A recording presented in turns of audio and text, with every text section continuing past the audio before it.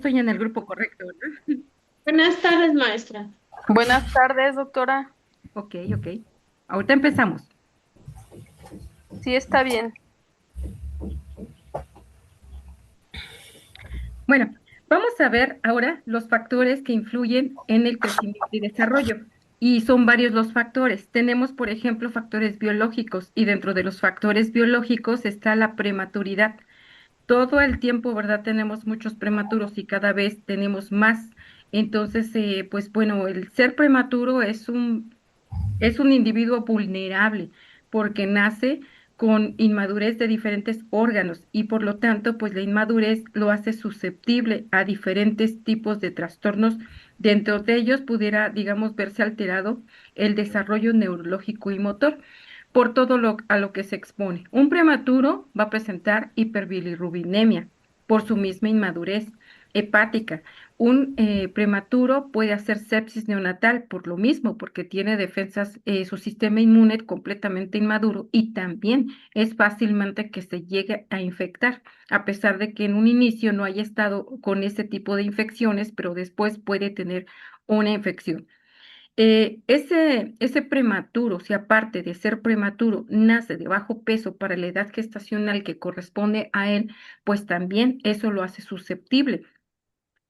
También, por ejemplo, enfermedades congénitas. Dentro de ellas, por ejemplo, tenemos al síndrome de Down, a los niños que nacen con labio y con paladar hendido. Todo eso también es un problema porque todos los niños, en su mayoría que nacen con síndrome de distrés respiratorio, tienen riesgo. ¿Por qué? Porque ellos están con oxigenoterapia continua. Y muchas veces, por ejemplo, nosotros de personal de salud, pues a veces también podemos, digamos, cometer actos iatrogénicos de forma indirecta porque le pudimos haber dejado el oxígeno y tal vez lo tenemos saturando hasta 99, 100%. Pues eso es un riesgo de acuerdo a las guías de práctica clínica, la evidencia científica. Hablan de que es un riesgo porque puede este pequeño tener problemas después, ¿verdad? Problemas por la oxigenoterapia continua, entre otras, porque un prematuro, pues muchas veces también, al no tener, por ejemplo, automatismo respiratorio, requiere de maniobras avanzadas de reanimación o incluso de ventilación avanzada, ¿verdad? Como la ventilación mecánica. Y eso, pues también, ¿verdad? Dependiendo de los días que haya tardado en quitarse ese tubo endotraqueal, a qué volumen, por ejemplo, se estuvo manejando. Todo eso es muy importante para saber si este pequeño puede tener secuelas neurológicas o no. Entonces, son varios los factores de tipo biológico que pueden influir en el crecimiento y desarrollo de un neonato o prematuro. Los factores nutricionales, pues tiene que ver la lactancia materna. Afortunadamente, de unos años acá, ya se ha impedido que se promocione como antiguamente lo hacían las leches, ¿verdad? Las fórmulas lácteas se promocionaban más que la leche materna y lamentablemente eso era un problema porque muchas de las mamás entendían que querían que se alimentaran solamente con fórmulas lácteas, ¿verdad? Pero hasta el momento vemos que las fórmulas lácteas, pues jamás, ¿verdad? Tienen semejanza con la leche materna, pero jamás va a ser igual. Entonces, pues definitivamente un bebé que nace y que requiere, por ejemplo, de fórmula láctea, pues tiene riesgo hasta de hacer una enterocolitis necrosante, tiene riesgo, por ejemplo, de tener un despeñe diarreico y muchas otras cosas más, una intolerancia, por ejemplo, a la lactosa y muchas cosas que se pueden estar presentando como consecuencia de esta fórmula láctea. Sin embargo, con la leche materna, pues no, ¿verdad? No tenemos ese tipo de anomalías que llegan a suceder con este tipo de, de fórmulas lácteas. Entonces, la leche materna, pues hasta el momento sigue siendo el alimento primordial, fundamental y por supuesto que inigualable. Y hasta el momento, pues es el alimento que debe de ser para todos. ¿Por qué? Porque recordemos que la leche materna, pues aparte de eso, está, como dicen, a la temperatura que debe de tener, e independientemente de la edad gestacional con la que haya Oye, nacido Fer, ese prematuro, pues independientemente de eso, pues este pequeño va a tener muy buen aporte con la leche materna. Entonces, por eso es fundamental, eso lo debemos de saber nosotros y esta leche materna se tiene que promocionar tanto en el medio público como en el... Excelente, ahorita se la doy. Nomás le imprimo. Osbe, cierra tu micrófono, por favor. Sí, disculpe, maestra. Descuida. Y bueno, entonces vemos que esta leche materna debe de ser ¿Mm? muy, muy especial para todos. Las deficiencias, por ejemplo, que pueden surgir como consecuencia de que una mamá no quiso lactar al pequeño, pues también va a ser un problema, ¿verdad? Porque el niño va a tener pérdida de peso o no va a tener ganancia de peso, que eso es importante. Y se supone que también va a frustrar su crecimiento y desarrollo. Este crecimiento y desarrollo puede, por ejemplo, verse frustrado porque no incrementa de peso como consecuencia de que no fue alimentado al seno materno. A veces, por ejemplo, vemos que en el medio público y privado debería ser la misma atención que en el medio público, porque nosotros no olvidemos que estamos viendo lo que son guías de práctica clínica, estamos viendo la evidencia científica y de acuerdo a la evidencia científica, vemos que el acto de, por ejemplo, de lactar a un hijo es primero que nada un acto de amor. Es un acto de también de necesidades que tiene el pequeño y que la mamá le puede aportar a través de la leche materna. Y por otra parte, tenemos también que este lo nutre, lo hace que tenga un buen crecimiento y desarrollo, claro está, si le lo alimenta correctamente con su lactancia materna, ¿verdad? Entonces, por eso no, este niño que se alimentó de seno materno no va a tener, se supone, a futuro tantos problemas como de obesidad o de enfermedades metabólicas. Claro, si sigue cuidando su línea de alimentación, porque si crece y, por ejemplo, ya decide comer muchos alimentos chatarra, pues obvio que eso, por más que haya sido lactado con leche materna, pues no va a tener buenos resultados. ¿Por qué? Porque se dedica a comer puros carbohidratos, ¿verdad? Entonces eso también tiene que ver con la respuesta que tenga de todo ser humano. Tenemos también factores ambientales y los factores ambientales incluyen a la estimulación temprana. Muchos niños, por ejemplo, nacen, se detectan a tiempo que tienen ya un trastorno por ejemplo, de un trastorno neurológico o motor, ¿verdad? Porque falta avanzar en esa área de que a lo mejor no ha podido tener un buen lenguaje, no ha tenido buen estímulo para el estímulo motor, para la pinza fina, para muchas otras cosas que ya hemos venido viendo, ¿verdad? A través de las escalas de Denver y a las escalas de Eddie. Y entonces esos niños que son diagnosticados a tiempo con este problema se pueden enviar a estimulación temprana. Y en estimulación temprana se supone que les hacen ejercicios para estimular diferentes áreas cerebrales. Y en esas áreas cerebrales son a las que se va a estar trabajando y de acuerdo a eso va a tener una adecuada respuesta este pequeño. Si es una mala estimulación temprana, pues por supuesto que a lo mejor no va a haber resultados o incluso si hay una anomalía estructural. ¿Por qué? Porque puede ser una agenesia ¿cómo se llama? De la parte del encéfalo, a lo mejor del cuerpo calloso, alguna parte, ¿verdad? Que puede estar faltante porque no se desarrolló desde el punto de vista embrionario, y pues después no estaba esa parte, y pues cómo, ¿verdad? ¿Cómo va a tener una buena respuesta si tiene una falla o falta estructural? Entonces, eso también nos debe de quedar bien claro. Y otra más, el apego familiar. Tenemos muchos familiares, padre, madre, cada vez más, ¿verdad? A veces se van apegando a que estimular a su hijo para que esté con buen desarrollo neurológico y motor. Pero también tenemos el otro lado, ¿verdad? Completamente ajeno a esto, en donde está el total desinterés de parte del padre, de la madre o de los cuidadores, ¿verdad? El otro día, por ejemplo, platicaba una persona de que dice que qué pasaría porque está enferma de diabetes y qué pasaría si muere. Le dice su hermana a la chica esta, pues, pues dice, pues mejor darlos en adopción. Y lo mismo la mamá de la señora esta que está enferma, le dijo, dalos en adopción. Y dice, bueno, pues por lo menos ya sé a qué me atengo, ¿verdad? De que nadie se quiera hacer responsable de sus hijos, claro está, no son de ellos, pero bueno, pues a veces había un estímulo más de amor o de cariño hacia sus pequeños, ¿verdad? Pero no, nadie se quiere hacer responsable de ellos en caso de que llegara a faltar esa mamá. Y bueno, pues a veces se va perdiendo ese apego familiar. tal vez por la tecnología, tal vez porque fueron educados en otro tipo en otro momento de la vida, pero antes había un poco más de apego familiar, ¿verdad? Entonces, pues ahorita se nota cada vez menos y tal vez tenga que ver con los celulares y con todo lo que tenemos, ¿verdad? En las diferentes redes sociales y demás. Entonces, pues se va perdiendo ese apego, ojalá. Y hubiéramos más, ¿verdad? Que se preocupen más por tener familias unidas, familias que se amen, familias que estén apegadas y preocupadas por un pequeño que está a lo mejor con un poco de retraso y que van a tener que estimularlo para sacarlo adelante, ¿verdad? Eso sería lo ideal, pero a veces nos encontramos con muchas circunstancias negativas. Tenemos también la privación psicosocial y vemos aquí,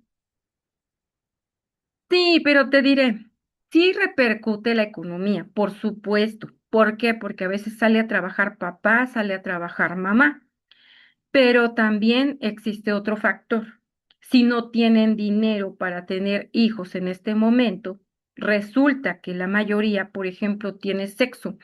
La mayoría tiene sexo, muy pocas personas hacen el amor y resulta que a veces piensan que retener una relación sexual es igual a darle un hijo al hombre porque si no, el hombre se va. Y eso es completamente absurdo, ¿verdad? ¿Por qué? Porque va de la mano. Yo creo que de la mano va todo. Y si es de que hablan bien y si no tienen todavía condiciones porque son muy jóvenes para tener hijos, pues primero deben preocuparse por su patrimonio para ver dónde van a tener a su pequeño y posteriormente, sí, ya, ¿verdad? Ya formar una familia con un bebé y todo lo demás. Pero muchas veces no, viene al revés, primero tienen sexo, de repente ya sale con que ya se embarazó y ya hasta ni siquiera le da sorpresa, al contrario, ya se esconde o ya no quiere ni saber de ella o de él. Y bueno, viene otra problemática, ¿verdad? Entonces, eso falta pues a veces orientación, ¿verdad? A pesar de que se dan pláticas de sexualidad. Muchas veces les digo, se dan pláticas de sexualidad y todos dicen, vamos a hablar de sexualidad. Sí, pero ¿qué entendiste? ¿Qué entendiste? O sea, sé consciente y sé honesto. ¿Qué entendiste tu adolescente de que te platicaron acerca de las pláticas sexuales? ¿Qué entendiste? Que hay un óvulo, ok, que hay un espermatozoide, ¿qué pasa? No, pues, y que nada más, ok. ¿Y qué pasa con eso? O sea, ¿qué pasa si se juntan? Pues resulta que pues va a haber un bebé, ¿verdad? Ese es el resultado. Y ese bebé come, ese bebé llora, ese bebé se enferma y ese bebé tiene muchas necesidades. Entonces, y también nos exponemos por cada vez que alguien se embaraza, se expone a que ese bebé pueda venir en perfectas condiciones y se expone también a que pueda venir con algún grado de discapacidad. Y eso es un riesgo, ¿verdad? O al momento de nacer. Entonces, pues también deben de estar completamente conscientes de esto, ¿verdad? Entonces, pues bueno, hay muchas cosas que se podrían ver y la economía, por ejemplo, volviendo a la economía, sí tiene que ver porque es importante, pero también a veces ponen pretextos. Yo he visto a niños que, por ejemplo, alimentados con, con comida de su localidad, con frijolitos, con tortillitas, con su atolito de maíz, con sus jitomatitos, ¿verdad? Y le van poniendo su arrocito y todo, y los crecen bonitos, gorditos y bonitos. No están desnutridos, pero otro tanto están desinteresados. Y veamos, por ejemplo, qué hace un niño, por ejemplo, cuando están en una fiesta y el pobre niño está tirado allí, ¿verdad? Ya hasta se durmió y nadie le está importando a ese pequeño. Se va solito cuando los papás ya se emborracharon, se va solito al baño, no se preocupan si alguien le vaya a hacer algo, o sea, muchas cosas que a veces tienen desinterés los papás por los pequeños. Entonces, hablar de pediatría verdaderamente es muy extenso y sobre todo en aspectos psicológicos. Tiene mucho que ver, ¿verdad? Y entonces por eso el ambiente es importante. Hay muchos papás que todavía pues ya se drogan, se alcoholizan, están teniendo sexo delante de los niños porque piensan que es un niño y piensan que no están haciendo violencia, pues es una violencia de tipo psicológica, ¿verdad? Entonces son cosas que debemos entender y que lamentablemente el ambiente repercute mucho en su desarrollo, su crecimiento y desarrollo de ese pequeño, de todo lo que está viviendo o enfrentando en su situación. Y por supuesto que la falta de dinero, pues muchas veces viene, si no puede con uno, imagínense si otra vez, por ejemplo, ya se volvió a embarazar. Y eso no es un descuido. Nosotros de personal de salud le digo, no, es que no se vale de que digan, ay, es que me descuide. No, no, no. Descuidarte entonces significa que querías embarazarte. Si no querías un embarazo, ¿para qué tienes sexo? Así de simple. Si no querías embarazarte, ¿por qué no utilizaste otro método que te protegiera más? ¿Por qué dices, ay, es que no quería? O sea, sí quería, pero como que no queriendo y yo queriendo, no quiero y sí quiero. Entonces, pues se engaña, ¿verdad? Es un autoengaño de la mujer. Actualmente, con el tipo de situación que tenemos, se supone que ya hay más redes sociales y si tienen tiempo, por ejemplo, para estar en el celular, perdiendo el tiempo en diferentes, en pláticas, a lo mejor banales, pues tienen tiempo para revisar acerca de los métodos anticonceptivos. Entonces, no hay pretexto de que, ay, es que se me olvidó, o pueden orientarse, pueden ir a una clínica y entonces, pues viene la pobreza, viene por eso la pobreza y por supuesto que repercute, porque si no pueden mantener a un pequeño, ya viene el siguiente y al rato viene el siguiente y ya están así hasta en fila india los pequeños y pues imagínense, si eran pobres van a estar peor y no es porque uno. Sí, exactamente, se les hace más fácil querer abortar. Les dan miedo utilizar los métodos anticonceptivos, pero no tienen miedo de abortar, porque simplemente sienten que es algo que nosotros tenemos que hacer como personal de salud. Y por otra parte, piensan que es nuestra obligación sacarlos bien. Entonces son varios factores, ¿verdad? Por eso así viene la pobreza. Lamentablemente nunca se van a responsabilizar de sus actos y van a estar inculpando al otro, ¿verdad? Al que está de junto para decirle, no, es que él fue el culpable, es que fue mi marido, es que fue ella, yo no quería. O sea, varias cosas, ¿verdad? Pero eso es pues también parte de la inmadurez humana. Tenemos entonces también enfermedades que pueden, por ejemplo, afectar el desarrollo neurológico y motor de los pequeños, por ejemplo, infecciones recurrentes. Si un niño se está enfermando como quiera de cuadros diarreicos o se está enfermando de infecciones de vías aéreas superiores o inferiores, pues eso es un problema. O sinusitis, ¿verdad? Cada rato se enferma y se enferma. Y lo peor de esto es que a veces están creando mucha resistencia bacteriana porque de verdad que a veces dicen, no, pues es que desde que empezó, por ejemplo, enero se ha estado enfermando, ¿ok? ¿Y cada cuánto se enferma? No, pues cada 15 días o cada semana. ¿Y qué le han dado? Y de repente nos muestran así el paquetote de recetas. Dicen, pobrecito niño, que de verdad no se preocupa ese médico, sus médicos por ese pequeño, por cuidarle el hígado, los riñones, sus órganos de ese pequeño, tantos medicamentos que no se preguntaron por qué a cada rato se está enfermando y enfermando. Bueno, pues de eso se trata. Esto también retrasa el crecimiento y desarrollo de esos pequeñitos, ¿verdad? Es un problema. Ajá,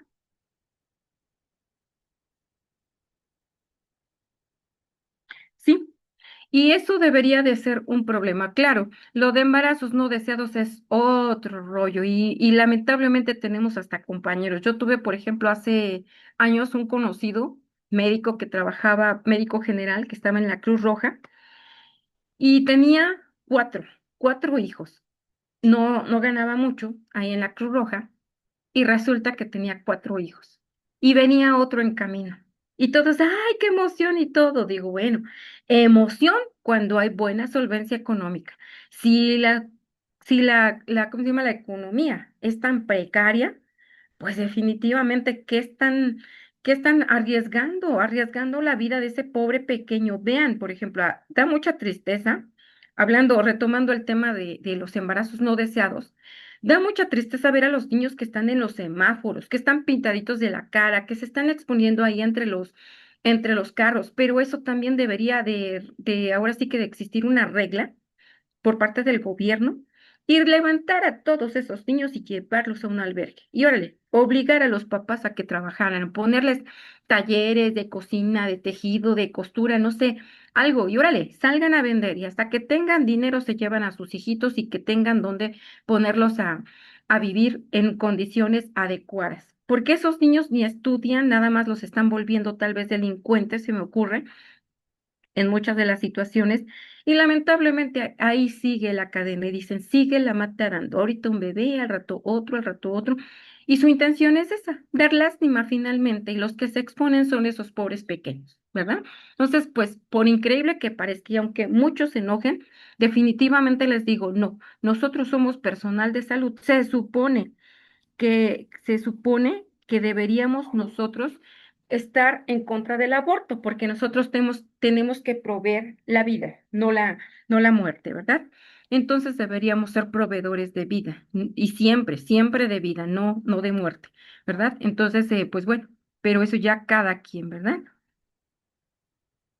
Sí, no, y hay cosas tan tristes, de verdad, que si nos ponemos a hablar de maltrato infantil, que tal vez vamos a tocar el tema en psicología, van a ver, de verdad que a veces hasta dan ganas de llorar, llorar por todas las situaciones que viven los pequeños.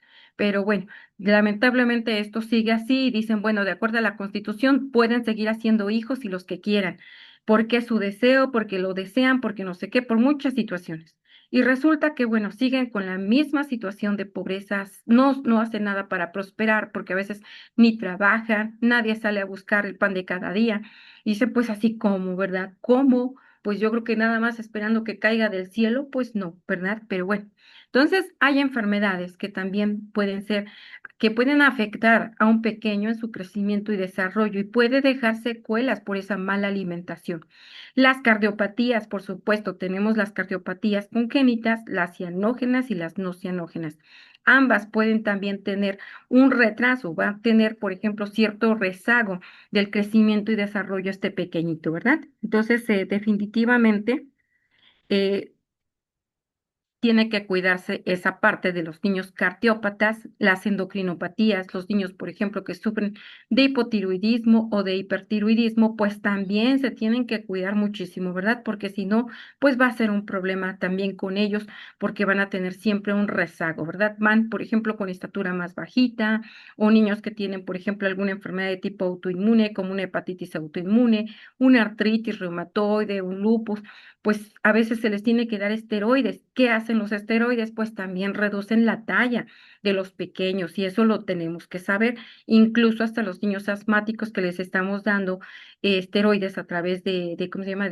Del spray, ¿verdad? O de los, ¿cómo se llama? De los aerosoles que tenemos, pues todos ellos tienen esteroides y tienen la tendencia a reducir la talla. No van a crecer como deberían porque van a tener su talla un poquito menor al resto, precisamente por los esteroides, ¿verdad? Entonces, veamos todas las propiedades y las contraindicaciones o incluso los efectos secundarios que pueden tener este tipo de enfermedades.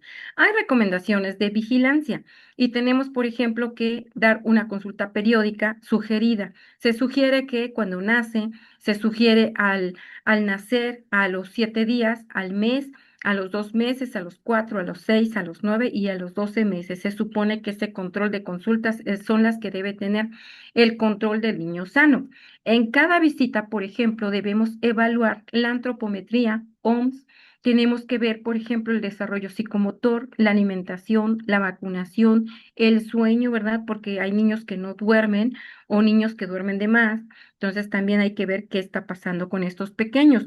La seguridad infantil, qué tan seguros se sienten en su hogar o no, ¿verdad? A veces no pueden ni hablar, a veces se quedan hasta mudos y nada más están esperando que el papá o la mamá comente, porque ellos no, muchos no quieren, es correcto y es completamente esperado, pero hay otro tanto que tienen temor de hablar porque piensan que los van a castigar y eso es un problema grave. No es tanta la seguridad que tienen esos pequeños en su lugar, ¿verdad? En su hábitat.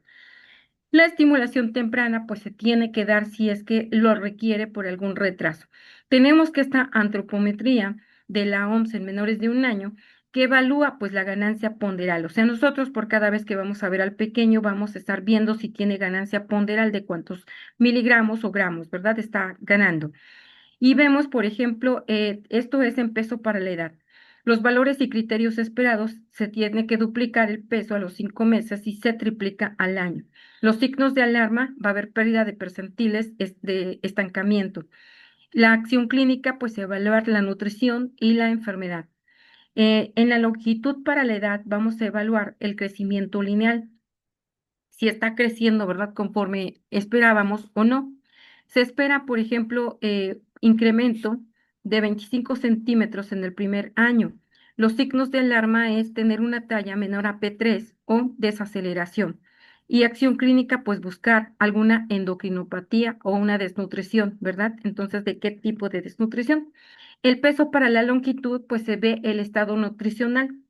Y aquí vemos los percentiles OMS normales y los signos de alarma, pues bajo peso u obesidad. Y la acción clínica, pues ajustamos la alimentación, porque a veces, por ejemplo, hacen nada más dos comidas y dos comidas para adultos, pero en los niños no. ¿Por qué? Porque hablamos de que hay un crecimiento y desarrollo más acelerado, incluso hasta los adolescentes, ¿verdad? Entonces tienen que alimentarse 3 veces al día y más cuando empiezan a ser pubertos o adolescentes, pues quieren comerse todo, ¿verdad? Quieren comerse todo. ¿Y qué tiene que darle, por ejemplo, la mamá o la persona que los cuida? Pues tiene que darles alimentos nutritivos para que se nutran bien. Esa es la situación.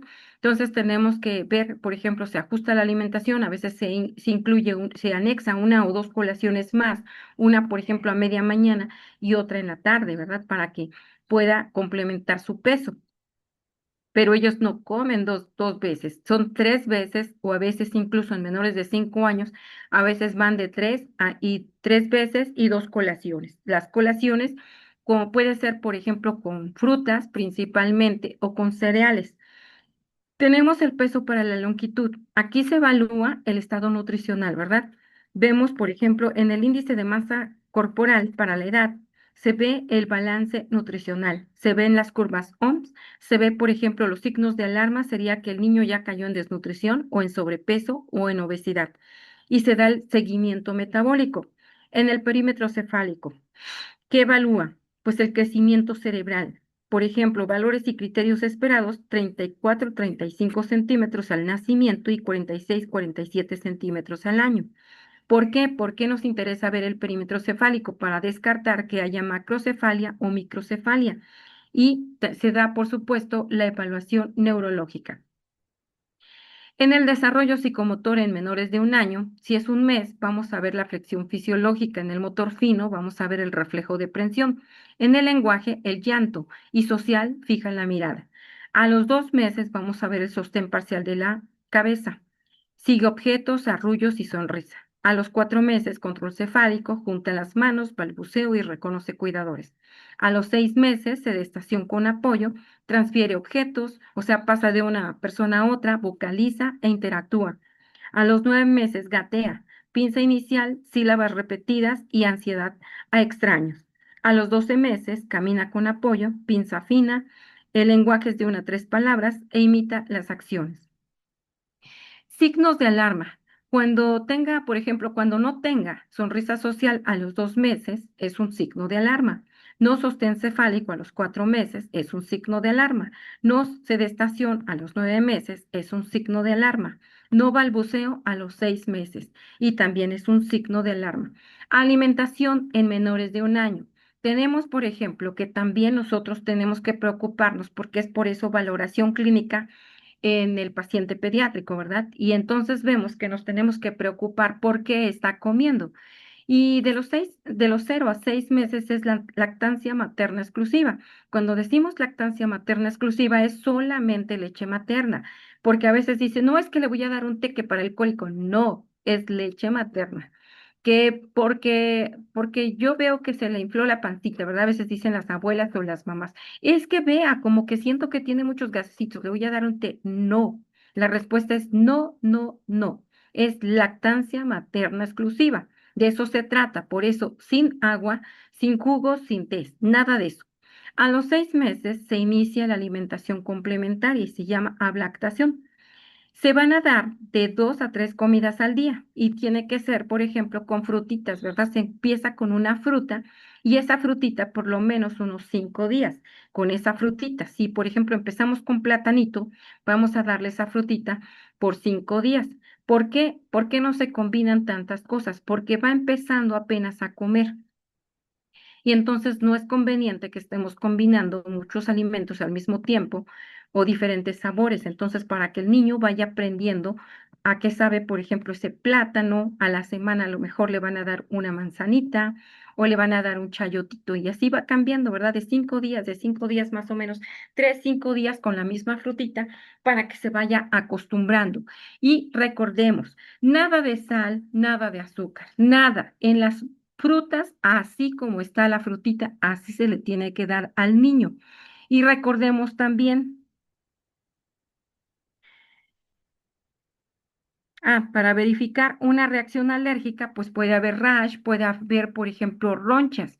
Si hay ronchas, pues entonces vamos a ver qué alimento fue el que le dio también, por supuesto. Entonces, principalmente porque va conociendo los sabores y también porque puede darle fenómenos de alergia, ¿verdad? Entonces, eso también es conveniente.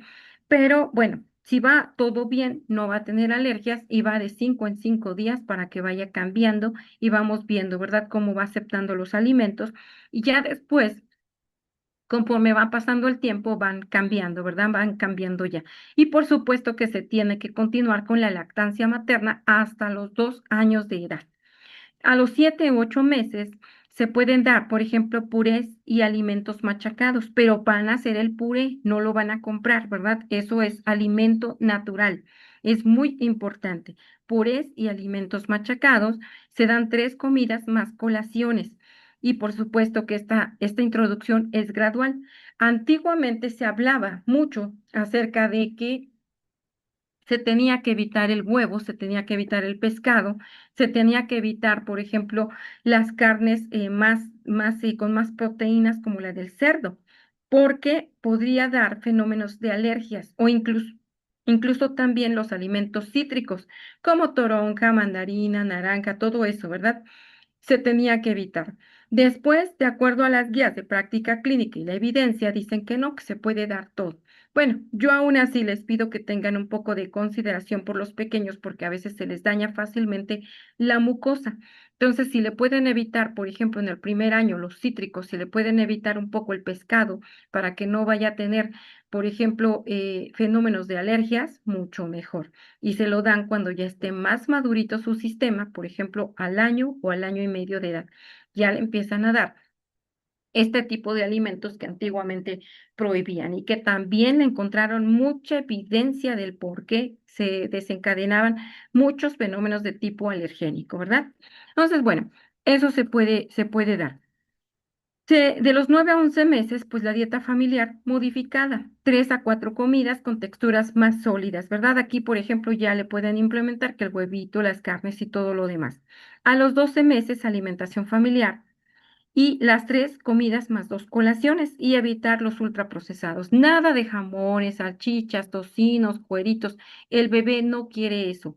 Galletas, chocolates, refrescos, jugos enlatados, no, porque se ha demostrado ampliamente que todo este tipo de productos chatarra le van a ocasionar muchos fenómenos de hipersensibilidad o de alergias al menor de 1 año y se diga al menor de 5 años. Por eso también hemos tenido ya muchos otros problemas, ¿verdad? Y sobre todo de atipias o de alergias de otra índole. ¿Y por qué? Porque a temprana edad le empezaron a dar muchos alimentos ultraprocesados. Entonces, estrictamente prohibidos. No mayonesa, no galletas, todo eso, ¡pum!, se lo quitan, ¿verdad? No va a morir, ¿verdad? Porque no coma este tipo de alimentos. Y bueno, pues es lo que podría pasar con estos pequeños. Hay que evitar ese tipo de alimentación.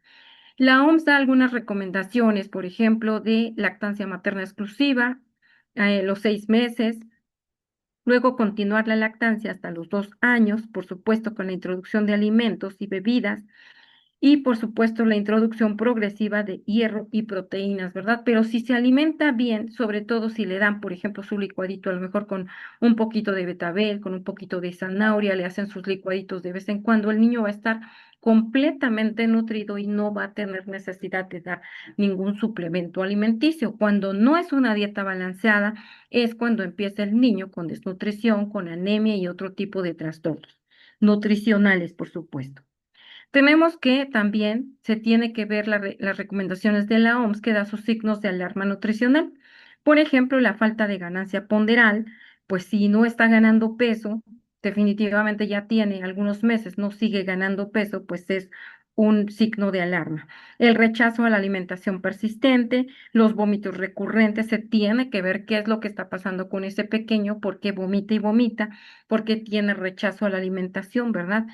Y por supuesto, aquí muchas mamás le dan primero golosinas y después le dan sus alimentos. ¿Qué hacen? ¿Qué propiedades tiene, por ejemplo, este tipo de golosinas? Esas golosinas, como son altas en sales, altas en saborizantes, colorantes artificiales y demás, tienen esa mala propiedad de que a veces, por ejemplo, ya ni quieren comer, solamente quieren comer porque ya se acostumbraron a ese tipo de saborizantes o colorantes artificiales. Entonces, por eso tienen rechazo a la alimentación. ¿Qué tienen que hacer? Pues quitarlos de la dieta, quitarlos, ¿verdad? Eso no es una dieta. Tienen que quitarlos porque lo único que le va a formar al pequeño va a ser obesidad o desnutrición severa. ¿Sí? ¿Alguna duda, algún comentario con respecto a esto? No, maestra. Gracias. Tenemos entonces la vacunación en menores de 1 año y, por ejemplo, vemos que al nacimiento se va a vacunar con BCG, con hepatitis B y que previene pues la tuberculosis meningia y la hepatitis B. A los 2 meses se va a vacunar con hexavalente, con rotavirus, con neumococo. Y vemos, por ejemplo, que previenen pues la tosferina, la poliomielitis, meningitis, entre otras. A los 4 meses, pues la segunda dosis o el refuerzo inmunológico. A los 6 meses, la hexavalente más la influenza. Y es una inmunidad más ampliada. A los 12 meses, la triple viral y refuerzos que previene pues sarampión y rubiola. Tenemos entonces, por ejemplo, que es importante adaptar al esquema nacional de vacunación existente. Se tiene que dar vigilancia de eventos adversos, esquema incompletos o contraindicaciones temporales, ¿verdad? Que a veces llegan a tener algunos casos especiales, contraindicaciones temporales. El sueño en menores de 1 año. El sueño, por ejemplo, de los niños de 0 a 3 meses van a dormir de 14 a 17 horas y van a tener despertares frecuentes, ¿verdad? Que un ruido y ya despertó y otra vez al rato se vuelve a dormir. De los 4 a los 6 meses va a tener de 12 a 16 horas de sueño y va a tener una consolidación progresiva, ya su sueño ya es más profundo, ¿verdad? De 6 a 12 meses va a, digamos, a dormir de 12 a 15 horas y es una rutina nocturna estable. Ya aparentemente duerme, ¿verdad? Y despierta cuando todos van despertando, aunque a veces no es del todo así porque despiertan un poquito antes. Hay recomendaciones del sueño seguro. Estas recomendaciones, por ejemplo, que nosotros tenemos que hacer es, por ejemplo, dormir en posición supina, una superficie firme, evitar almohadas y peluches, ¿verdad? Aquí, por ejemplo, vean, esta almohada le puede estar cubriendo, entonces hay que cuidar porque le puede obstruir las vías respiratorias. Se tiene y no compartir la cama de preferencia, ¿verdad? ¿Por qué? Porque sí pueden, por ejemplo, estar con el pequeño, pero a veces lo aplastan, o a veces lo mueven, o a veces lo lastiman. Entonces, lo ideal es no estar, ¿verdad? Estarlo vigilando, sí, pero tratar de evitar esto, ¿verdad? Para que no vaya a haber problemas. De acuerdo a lo que dicen las guías de la Sociedad Americana de Pediatría, también la Sociedad de México, aunque dicen en México, pues la mayoría dormimos con nuestro niño, ¿verdad? Entonces, pues bueno, eso también tenemos que digamos, a agregarlo a nuestra cultura, ¿verdad? También que tenemos. Entonces, hay signos de alarma. Se puede, por ejemplo, se puede ver si un niño está con una apnea, que es la apnea, es la ausencia de la respiración por más de 20 segundos. También, por ejemplo, se puede escuchar si el niño ronca y ese ronquido es persistente. Puede tener también otro problema de adenoides u otro tipo de complicaciones. La somnolencia excesiva, si duerme también mucho tiempo y, por ejemplo, se olvida de las tetadas, se tiene que despertar. ¿Por qué? Porque puede caer en hipoglucemia y eso también puede ser grave. Recordemos que en un niño la hipoglucemia puede ser muy severa y puede quedar hasta con secuelas neurológicas. Entonces, por eso, un niño que se alimenta al seno materno de manera exclusiva, si ven que ya pasaron 3, 4 horas, no despierta, lo tienen que despertar. ¿Y cómo lo van a despertar? Pues lo despiertan bonito con su pezón, ¿verdad? Y le dan el pezón y ya el bebecito abre su boquita y despierta y come. Entonces a veces se quedó en sueño profundo porque también son pequeños, pero como hacen tienen movimientos, pues se cansan, ¿verdad? Entonces, eso nada más hay que vigilar que no tenga un sueño anormal.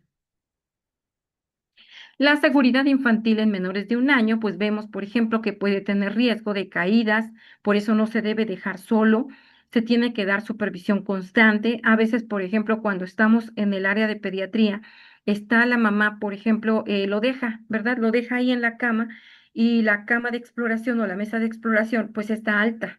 Y entonces la mamá, si le llaman, contesta el celular y deja al bebé. Le digo, no, no, no, a ver, no. Le digo a la mamá, no de este celular, pero aquí primero le agarra, aunque sea le agarra el pie y fuerte, por si acaso se va a caer, lo retiene al bebé, pero no lo dejes solo. Aquí jamás, que voy a ir por el pañal, a veces pasa eso, ¿no? De que dicen, es que voy por el pañal, no. Llévalo, aunque te cueste, lleva al pequeño y regresas, porque si en un abrir y cerrar de ojos ese bebé se puede caer y se puede lastimar y muy, muy, muy severamente. Entonces tiene que tener precaución. Si ya se comprometió a ser mamá, tiene que comprometerse a cuidarlo y no lo puede dejar solo, ¿verdad? Porque si no, pues al rato el niño pues va a tener un problema. A veces le compran, por ejemplo, un bambineto o, por ejemplo, hay otras, ¿verdad? Que incluso son de manera más, ¿cómo se llama? Artesanal y pues lo tienen allí seguro. Lo importante es que no se vaya a caer o se vaya a rodar el pequeño, porque ya una vez que empieza a crecer, el niño se rueda, el niño quiere saltar, el niño quiere bajarse, quiere elevar la piernita y al rato ya está el niño brinco. Y si la mamá se fue al baño, pues imagínense. Entonces, a veces incluso, a veces algunas mamás. Por ejemplo, se llevan al bebé con la carriola y ahí está enfrente del baño y dicen, no, pues está dormidito, pero lo duermo, por ejemplo, en la carriola y lo estoy vigilando porque yo estoy sola y qué tal si al rato cuando regreso ya se cayó el bebé, ¿verdad? Entonces tienen que aprender también y ustedes como personales tienen que enseñar a que primero está el hijo y después está el celular, porque si no, eso es un verdadero problema. Entonces hay que evitar de esta manera este tipo de situaciones de caídas. La asfixia, pues evitar objetos pequeños.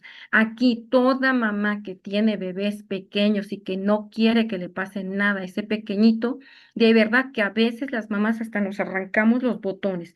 ¿Por qué? Porque a veces de que estamos descuidados, por ejemplo, descuidados o aquí cargando al bebé, el bebé jala y jala y jala cosas y al rato ya me arrancó el botón y ya se lo llevó a la boca.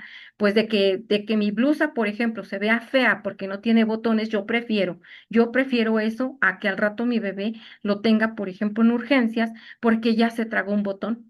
O ya se tragó mi arete, o ya se tragó, por ejemplo, ya me quitó hasta mi medallita y ya se la tragó. Todo eso puede pasar. Entonces se tienen que evitar objetos pequeños, no tener cerca del pequeño nada que pueda, por ejemplo, ocasionarle problemas. En automático, si la mamá está viendo que hay algo que, por ejemplo, que es pequeño, lo tiene que quitar, no le tiene que dejar de cerca cucharas, por ejemplo, cucharas porque se golpean o tijeras o algún objeto, ¿verdad? Punzocortante que le pudiera lastimar al pequeño. Y las cosas pequeñitas definitivamente a veces ni cuenta se dan y ya el niño ya lo tiene en la boca y se lo está metiendo. ¿Qué va a pasar? Pues va a tener riesgo de asfixia. Entonces, no alimentos de riesgo, ¿verdad? Siempre perfectamente bien picaditos. Y las carnes, por ejemplo, grandes, no le den, no se le sirve al pequeño, siempre es finamente picado y cuadritos chiquitos, no cuadros para adultos. Entonces, eso también lo tienen que hacer entender. Quemaduras, control de líquidos calientes y pues a una temperatura segura. Ojo, si ya hicieron un atole, ¿verdad? Porque a veces hay mamás que dicen, no, pues ya le hice su atolito, ya le hice, por ejemplo, su tecito, ok, dale su atolito, lo que tú quieras, pero primero que se enfría ya, déjalo lejos. Está comiendo, primero déjale las cosas allá, ya que tome temperatura aceptable, ya se lo pones. Porque si no le sirven la bebida caliente, ¿qué hace el pequeño? Pues se lo quiere llevar a la boca, lo jala y pues ya se quemó. Ya se quemó él y quemó a todos a la mamá o al cuidador. Entonces, mucho cuidado con esto, ¿verdad? La respuesta aquí es no poner nada caliente, nada que acaba de hervir, así sea la comida, que se espere el pequeño, que está llorando porque ya tiene hambre, pues que se aguante. Lo siento, pero primero se tiene que enfriar. No tiene que dejar que esté hirviendo porque se va a quemar. El ahogamiento, nunca dejarlo en el baño solo. ¿Por qué? Porque tiene que tener supervisión permanente. Y eso les digo porque a veces, por ejemplo, hay papás nuevos y no entienden que de verdad tienen que cuidarlo. Y de repente dicen, no, pues aquí está, y está bien quietecito, va rápido, por ejemplo, a traer que el jabón o que la espumita. Cuando llega, ya el niño se ahogó. Entonces, ojo, ¿verdad? Aunque digan, no, es que no me tardé ni 5 minutos, pues sí, pero mira lo que pasó, ¿verdad? Entonces, eso también tienen que tener mucha precaución, jamás dejarlo en el baño solos. Accidentes vehiculares, pues se tiene que llevar, si acaso van en vehículo, siempre tiene que tener su silla de seguridad, su portabebé, siempre. Es de uso obligatorio y que se le coloque el cinturón de seguridad. Si no tiene, definitivamente se manda a adaptar, pero no puede viajar un niño así porque puede ser un problema. Y siempre el niño va en la parte trasera. Eso, ¿cómo se llama? Que les quede bien claro, porque hay papás que a veces se quieren lucir y quieren ir manejando con el pequeño acá. Eso es completamente grave porque imagínense si se atraviesa pues que un burro, una moto, un carro ya se chocó y pues cómo va a quedar o cómo va a salir eyectado ese pequeño, ¿verdad? Entonces, esto es parte de la seguridad infantil en los menores de 1 año. También se tiene que hacer prevención de muerte súbita. Se tiene que dormir al bebé boca arriba, con ambiente libre de humo. Hace poco, por ejemplo, me llevaron a una niña de 9 meses y me decían los papás, insistían, porque los dos son fumadores, e insistían que porque si podía, por ejemplo, absorber poquito humo. Le digo, no, si ya se les enfermó de neumonía, no estén buscando más problemas. Bueno, pues insistían de que si quería estar, que si podía estar, aunque sea con un poquito de humo, porque al papá le gustaba estar cerca de la pequeña y no podía dejar el tabaco. Le digo, no, pues si quiere a su hija de verdad, que deje el tabaco, que deje el tabaco, que no fume y que se dedique a hacer sus cosas de bien, porque el tabaco no le va a traer ningún beneficio, ¿verdad? Entonces, a eso sí, no tenemos por qué ser moldeables en esa situación. Bueno, yo lo manejo así, ¿verdad? Ya sí, si ustedes opinan distinto, pues desde luego que dicen se respeta, pero yo no, yo para nada les digo no, señor, deje el tabaco, déjelo por bien de su hija, por bien de su hijo, no es conveniente. La respuesta es no. Y ahí tengo, por ejemplo, me escribieron, me llamaron, le dije no, la respuesta va a seguir siendo no, es que tal médico, es que tal persona me dijo que puede, le digo no, de mi parte, no. ¿Verdad? Entonces, es ambiente libre de humo, lactancia materna protectora. ¿Alguna duda, algún comentario que tengan hasta el momento, jóvenes? No, maestra, todo muy bien, muchas gracias. Ok. Tenemos entonces la estimulación temprana en menores de 1 año. De 0 a 2 meses, por ejemplo, tenemos que hacer actividades recomendadas para los papás o para los cuidadores. Le tienen que hablar y tienen que hacer contacto visual, ¿verdad? Tienen que hablar con él y tienen que verlo a la carita y tiene que ver y sonreír, ¿verdad? A los 2 meses. De 0 a 2 meses. Tiene que haber apego y audición y claramente se ve, ¿verdad? Entonces le tienen que hablar. A veces de los 2 a 4 meses le pueden hacer sonidos y juguetes visuales. A veces se ponen a cantar, ¿verdad? Se ponen a cantar con los pequeños y los juguetes, ¿verdad? Le hacen "Kikirikiri", y ahí están jugando, ¿verdad? Entonces, seguimiento ocular del pequeño para ver cómo va desarrollando su visión. De los 4 a 6 meses, por ejemplo, también la actividad recomendada es tiempo boca abajo porque va haciendo un poquito de resistencia, hasta parecen gusanitos, ¿verdad? Porque está la cabecita aquí, por ejemplo, y hace esfuerzo para levantarla. Y ahí va madurando su sostén cefálico y eso es muy bueno. Y es para el control motor. De los 6 a 9 meses, juegos de alcance, por ejemplo, coordinación. Tiene que verse la coordinación que tiene de los, por ejemplo, de daditos o de muñequitos, ¿verdad? Y unos bien bonitos que no son tóxicos y que no tienen nada que se pueda tragar. Entonces están como de este tamañito y son suavecitos, entonces los puede jugar, incluso con eso se puede meter a su tina de baño y puede estar ahí entretenido, ¿verdad? Un ratito en lo que lo tallan y todo. Puede estar allí con sus juguetitos. Y ya de paso lavan los juguetes y ya los sacan. Entonces, eso también puede pasar y les sirve para su coordinación. De los 9 a 12 meses puede hacer juegos de imitación, es decir, a veces mandan besitos, a veces aplauden, a veces sonríen, a veces le hacen así como que se esconden, ¿verdad? A veces le hacen así, y están otra vez, y los niños les fascina, ¿verdad? Sonríen y sonríen con eso. Entonces aquí se desarrolla, por ejemplo, el lenguaje y la cognición. Entonces, eso es parte de la estimulación temprana. Hay más ejercicios, pero bueno, son los básicos, ¿verdad? Recomendaciones generales. Se tiene que hacer interacción verbal frecuente. Se tiene que hacer una lectura temprana. Ustedes cuéntenle, ¿verdad? Se ponen a leer, por ejemplo, ahí le recomiendan a la familia que le lea un texto pequeño, a lo mejor de Pinocho, de los cuentos más comunes, ¿verdad? O el gigante egoísta, no sé, ahí se ponen a leer un pedacito para que se empiece a estimular. Le ponen, por ejemplo, un jueguito supervisado, ¿verdad? A veces a agarrar, les digo así como que a las escondidillas, le ponen una música tranquila, se supone que le tienen que poner un poco de música clásica para que se vaya habituando. Y estímulos sensoriales, ¿por qué no, verdad? Si a lo mejor al papá le gusta ser muy alegre y le gusta una cumbia, bueno, pues que baile la cumbia, no pasa nada, ¿verdad? No pasa nada. O la mamá, lo importante de esto. Créanme, lo importante de esto es que se integren como familia, que quieran a ese bebé, que de verdad les interese ese bebé, porque hay muchas familias, no sé ustedes, pero por lo menos en esta zona se ven a veces ya las familias desinteresadas, ya no le quiere dar pecho, ya está así, de que ya me cansé, ya no quiero nada. Y por ejemplo, la vamos a ver porque está, por ejemplo, en cuneros patológicos y resulta que la vamos a ver para que vaya a ver a su bebé y nos dice, no, es que me encuentro muy cansada. Señora, pero es que no lo ha visto su bebé. Sí, pero ya lo están atendiendo, entonces ya no, ya más tarde lo veo. Señora, pero es que le tiene que ir a dar pecho. Y casi nosotras así como que queremos ya llevarla para que le dé pecho al bebé, ¿verdad? Qué increíble cómo ha cambiado esa sociedad. Y hay muchos padres o madres desinteresados. Y hay otros que no, que sin que uno les diga, oiga, ya están así como chiquitos, oiga, ¿a qué hora voy a pasar? Ya le dije que en 3 horas, espere usted. Pero es que ya quiero pasar, es que mire, ya se me está cayendo la leche. Ok, pase usted, pase.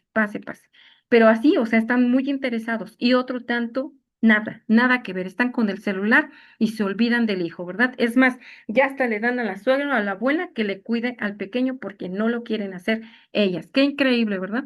Pero bueno, yo creo que así como yo, creo que también ustedes pasan todo esto, ¿verdad? Y a veces es desconsolable, ¿verdad? Porque dicen, ¿cómo? Pobre humanidad, ¿qué se esperan estos pequeños que ya no tiene la mamá o el papá preocupación por el hijo, están desamorados o qué les pasa? Sí, puede ser a veces depresión posparto, pero no todo es depresión posparto. Claramente se ve que no, ¿verdad? Claro está, ya tiene una etiqueta de la depresión posparto, sí, se trata incluso la depresión posparto, pero a veces siguen igual. Entonces, pues bueno.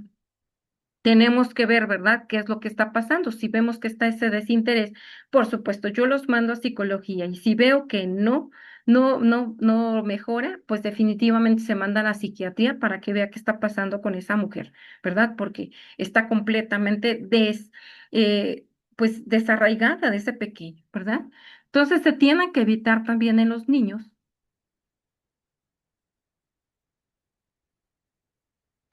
Sí, definitivamente los abuelos, ¿verdad? Son los que están ahí al pendiente de esto. Ay, ya me pasé. ¿Dónde estoy? ¿Dónde estoy? Espérenme.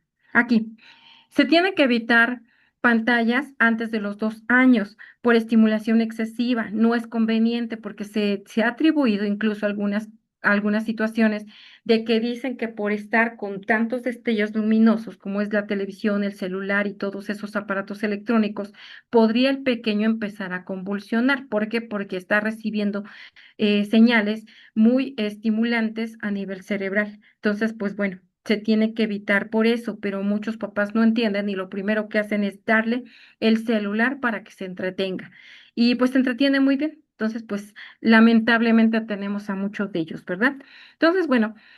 También se tiene que evitar, por ejemplo, dan estimulación excesiva y se tiene que hacer restricción prolongada en carriolas o andaderas. ¿Por qué? Porque, pues bueno, se ha demostrado que aparentemente pues no son buenas y entonces pues se tiene que evitar, ¿verdad? Para que estén con mayor libertad esos pequeños. Estos hitos del desarrollo de 12 a 18 meses ya los vimos previamente Y vemos que hay aspectos clínicos que son importantes y el inicio de la autonomía motriz y por supuesto el desarrollo acelerado del lenguaje receptivo y la aparición de ansiedad, de separación, ¿verdad? Ya como que llora porque se va la mamá o se va el familiar que lo cuida y que está bien acostumbrado. Estos hitos también, ¿verdad? Ya los vimos del desarrollo de 18 a 24 meses. Ah, aquí primero, vamos a ver. Aquí, por ejemplo, tenemos que los niños del motor grueso, por ejemplo, si vamos a evaluar el motor grueso, vamos a ver que camina con apoyo o independiente. A los 15 meses camina bien, a los 18 meses corre torpemente. Los signos de alarma es que no camina a los 18 meses. Y luego, por ejemplo, tenemos el motor fino. Se supone que aquí a los 12 meses ya hay una pinza fina madura. A los 15 meses apila 2 cubos. A los 18 meses usa cuchara parcialmente. Y aquí, por ejemplo, los signos de alarma serían, pues es que no manipula objetos. El lenguaje dice, por ejemplo, a los 12 meses 1 a 3 palabras, a los 15 meses 3 a 5 palabras, a los 18 meses de 10 a 25 palabras. Y los signos de alarma serían, por ejemplo, que no vocaliza palabras. ¿Qué pasó, verdad? No transmite, no emite nada, no comunica, entonces ahí es un signo de alarma. El social adaptativo, pues imita acciones, señala objetos, juego simple y pues que no hace contacto visual en el social adaptativo. El cognitivo busca objetos ocultos, reconoce órdenes, identifica partes corporales y, por ejemplo, los signos de alarma es que no responde al nombre, no sabe, ¿verdad?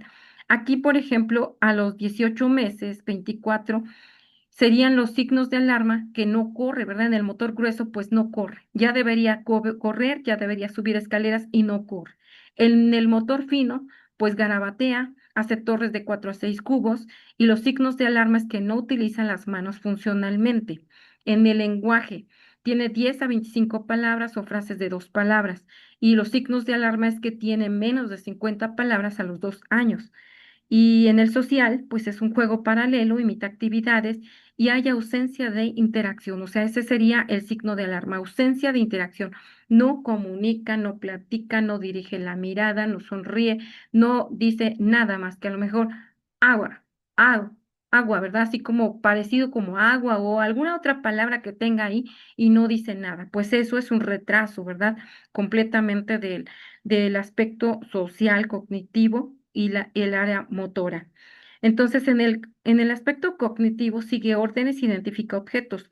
Y los signos de alarma serían la falta de comprensión. No comprende, ¿verdad? Por ejemplo, le digo, dame un vaso, no me entiende. Le digo, dame, por ejemplo, esa sonaja o dame ese objeto, no me lo da. ¿Por qué? Porque no me entiende. Entonces, eso es un problema. Entonces vemos que el desarrollo esperado es que tenga el niño mayor independencia, inicio del control conductual, que tenga comprensión verbal superior al lenguaje expresivo. Por ejemplo, aquí los signos de alarma sería, por ejemplo, las caídas frecuentes, la no manipulación fina, la habla inteligible, la no interacción social o no sigue las instrucciones. Vemos que hay datos esperados y, por ejemplo, lo que se espera es una explosión del lenguaje, habla y habla y habla, el juego simbólico y el inicio del control de esfínteres. Tenemos aquí, por ejemplo, los signos de alarma en los niños de 3 a 4 años y va a ser una torpeza marcada. No dibuja, lenguaje incomprensible, la conducta aislada y el retraso cognitivo evidente. Tenemos que hay logros importantes que requieren de mayor coordinación, de lenguaje social complejo, de comprensión de reglas, y los signos de alarma en los niños de 4 a 5 años va a ser dificultad motora persistente, escasa coordinación, dificultad severa de comunicación, problemas conductuales importantes y problemas de aprendizaje. Hay características esperadas, por ejemplo, consolidación de independencia, pensamiento simbólico, preparación escolar, o sea, ya se va preparando para que vaya a la escuela. Tenemos entonces que los signos de alarma mayor. Si a los 18 meses no camina, es un signo de alarma mayor. A los 2 años no hace frases de 2 palabras, también signo de alarma mayor. A los 3 años, lenguaje no comprensible, también es un signo de alarma mayor. A los 4 años No juego imaginativo también es problema. Y a los 5 años dificultad marcada, social y cognitiva. Por lo tanto, pues a veces no puede ir a preescolar o va, pero ya hasta la maestra lo regresó porque no puede, por ejemplo, avanzar con este pequeño y mejor lo manda que lo vea primero el médico para ver qué es lo que le diagnostica. ¿Por qué? Porque tiene un retraso completamente del desarrollo global del neurodesarrollo, ¿verdad? Entonces tenemos indicadores de evaluación especializada inmediata, como la pérdida, por ejemplo, de habilidades previamente adquiridas. A veces, por ejemplo, esto puede pasar en niños con un síndrome genético, con un síndrome alcohólico fetal, es decir, que la madre consumió bebidas alcohólicas durante su embarazo, consumió drogas también durante su embarazo o fumó durante su embarazo, pues puede tener este tipo de pérdida de habilidades que previamente ya habían sido adquiridas. Es decir, el niño iba corriendo, brincando, saltando, todo bien, y de repente llega un momento en que llama a la maestra o llama al maestro y dice, ¿sabe qué? Su niño pues se hizo del baño, ¿ok? Ya lo llevan a casa y dicen, bueno, un accidente, no pasa nada, no pasa nada, es completamente esperado. Se baña, se cambia y ya se lleva al día siguiente y al día siguiente ya no sabe comer y al día siguiente ya no sabe, por ejemplo, cómo se toma un vaso. Y eso es, o así conforme va pasando los días, va esperándose que todo lo que ya sabía lo va perdiendo. Bueno, pues esto puede ser por diferentes trastornos, desde genéticos o incluso también adquiridos por drogas o por herbicidas o por otro tipo de situaciones. Esta pérdida de habilidades que son previamente adquiridas se refiere a la desaparición parcial o total de habilidades que el niño ya había desarrollado y que se esperaba que continuaran progresando, y es una señal de alerta que requiere de una evaluación profesional. ¿Qué significa? Que el niño pierde habilidades que ya había aprendido y utilizaba de forma consistente, y puede ocurrir de forma súbita o gradual. No se explica por falta de oportunidades para practicar y puede estar asociado a condiciones neurológicas o del desarrollo o emocionales que también podría estar viviendo en su domicilio, ¿verdad? Si sufre de maltrato la madre o los niños, pues eso es un problema. ¿En qué áreas puede ocurrir? Puede ocurrir, por ejemplo, esta pérdida de habilidades en el lenguaje, es decir, deja de usar palabras, pierde la capacidad de formar oraciones o de entender lo que se le dice, no comprende. La motricidad, por ejemplo, deja de caminar, pierde coordinación o habilidades finas que ya realizaba. En el aspecto cognitivo, pierde habilidades de juego, resolución de problemas, memoria o atención. Socioemocionales, por ejemplo, deja de interactuar, pierde interés de actividades sociales o muestra cambios en su comportamiento, ¿sí? Todo esto puede estar sucediendo. Ahora, ejemplos. Mamá dejaba, por ejemplo, dejaba de decir palabras y luego deja de hablar. Ya caminaba y luego deja de hacerlo. Jugaba con bloques y luego pierde el interés o la habilidad de realizarlo. Ya comía solo y vuelve a necesitar de apoyo. Antes buscaba jugar o interactuar y ahora se aísla. Entonces, todas son las pérdida de habilidades previamente adquiridas y que se han perdido. ¿Cuándo consultar? Se consulta de manera inmediata, o se deriva al servicio de pediatría, ¿verdad? Inmediatamente con el médico general. El médico general lo tiene que enviar, o si no, el enfermero, ¿verdad? Lo ve y lo manda rápidamente a pediatría. Pediatría lo tiene que enviar a neuropediatría, o se le tienen que tomar estudios de, por ejemplo, un electroencefalograma o incluso también una tomografía para saber si está todas las estructuras completas, están íntegras o hay algo que a lo mejor ya estaba faltando desde cuando, pero que ahorita se perdió esa habilidad. Entonces, pues por supuesto, esto es delicado. Las causas posibles, trastornos del neurodesarrollo como un trastorno del espectro autista, condiciones neurológicas como epilepsia, lesiones cerebrales, epilepsia por trastornos genéticos o incluso errores innatos del metabolismo o algún otro tipo de enfermedad metabólica, ¿verdad? También trastornos genéticos o metabólicos. Entonces vemos que hay trastornos emocionales o de estrés severo porque el niño tiene mucho estrés y por lo tanto pues no puede desarrollarse por lo mismo porque vive en continua violencia. Hay enfermedades médicas como por ejemplo infecciones, regresiones asociadas a fiebre, problemas sensoriales, entre otras, o la meningitis, ¿verdad? Si no se atendió a tiempo, pues obvio que va a quedar con secuelas. Entonces, esto pues por supuesto que es alarmante. ¿Dudas o preguntas con respecto a esto, jóvenes?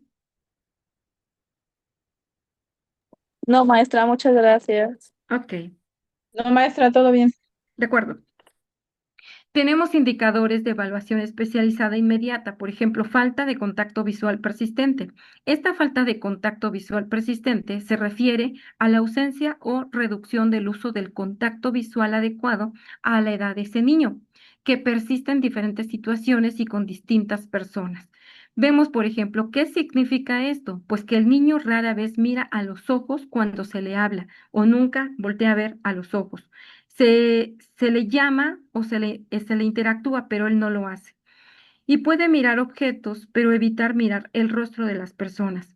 No sigue la mirada de otros, ni busca conexión visual para compartir interés, emociones o la comunicación.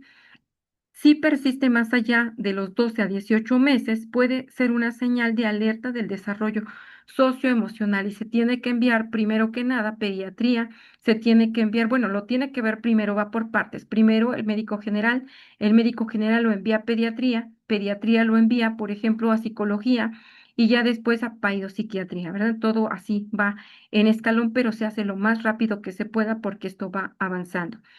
¿Por qué es importante el contacto visual? Porque facilita la comunicación y el lenguaje, porque permite compartir emociones o intenciones, porque favorece también el aprendizaje y la atención conjunta, y porque fortalece el vínculo efectivo o afectivo y la interacción social. Por eso es importante. Aquí, por ejemplo, tenemos estos ejemplos. No mira a los ojos cuando se le habla o se le llama por su nombre. Se enfoca en objetos o juguetes, pero evita mirar a las personas. No sigue la mirada ni muestra interés en lo que otros señalan. No busca la mirada para compartir logros, pedir ayuda o para mostrar las cosas. En situaciones sociales parece indiferente o desconectado visualmente. Es como si no estuviera o como si no escuchara. Posibles causas. Puede ser un trastorno del espectro autista. Pueden ser trastornos del desarrollo social y de la comunicación, puede ser un trastorno de la atención conjunta o un trastorno de déficit de atención e hiperactividad. Pueden ser problemas visuales o auditivos, a lo mejor no escucha bien o no ve bien. También trastornos neurológicos o del desarrollo o factores emocionales o ambientales. ¿Por qué es importante esto? Porque la detección temprana y la intervención oportuna puede mejorar el desarrollo de habilidades sociales, comunicativas y sociales y emocionales del niño. Tenemos, por ejemplo, que a veces hay indicadores de evaluación especializada inmediata, como las estereotipias intensas. Vean, este niño va siendo así y va solito y va platicando y va en su mundo, pero va perdido, va con sus estereotipias. Y pueden ser otras, ¿verdad? A veces le hace así, a veces los ojitos, los cierra, los abre. Bueno, esas pueden ser estereotipias, a veces la boca, ¿verdad? Todo eso pueden ser estereotipias y se tiene que averiguar si persisten, ¿verdad? Porque lo está haciendo. Entonces, ojo con esta situación.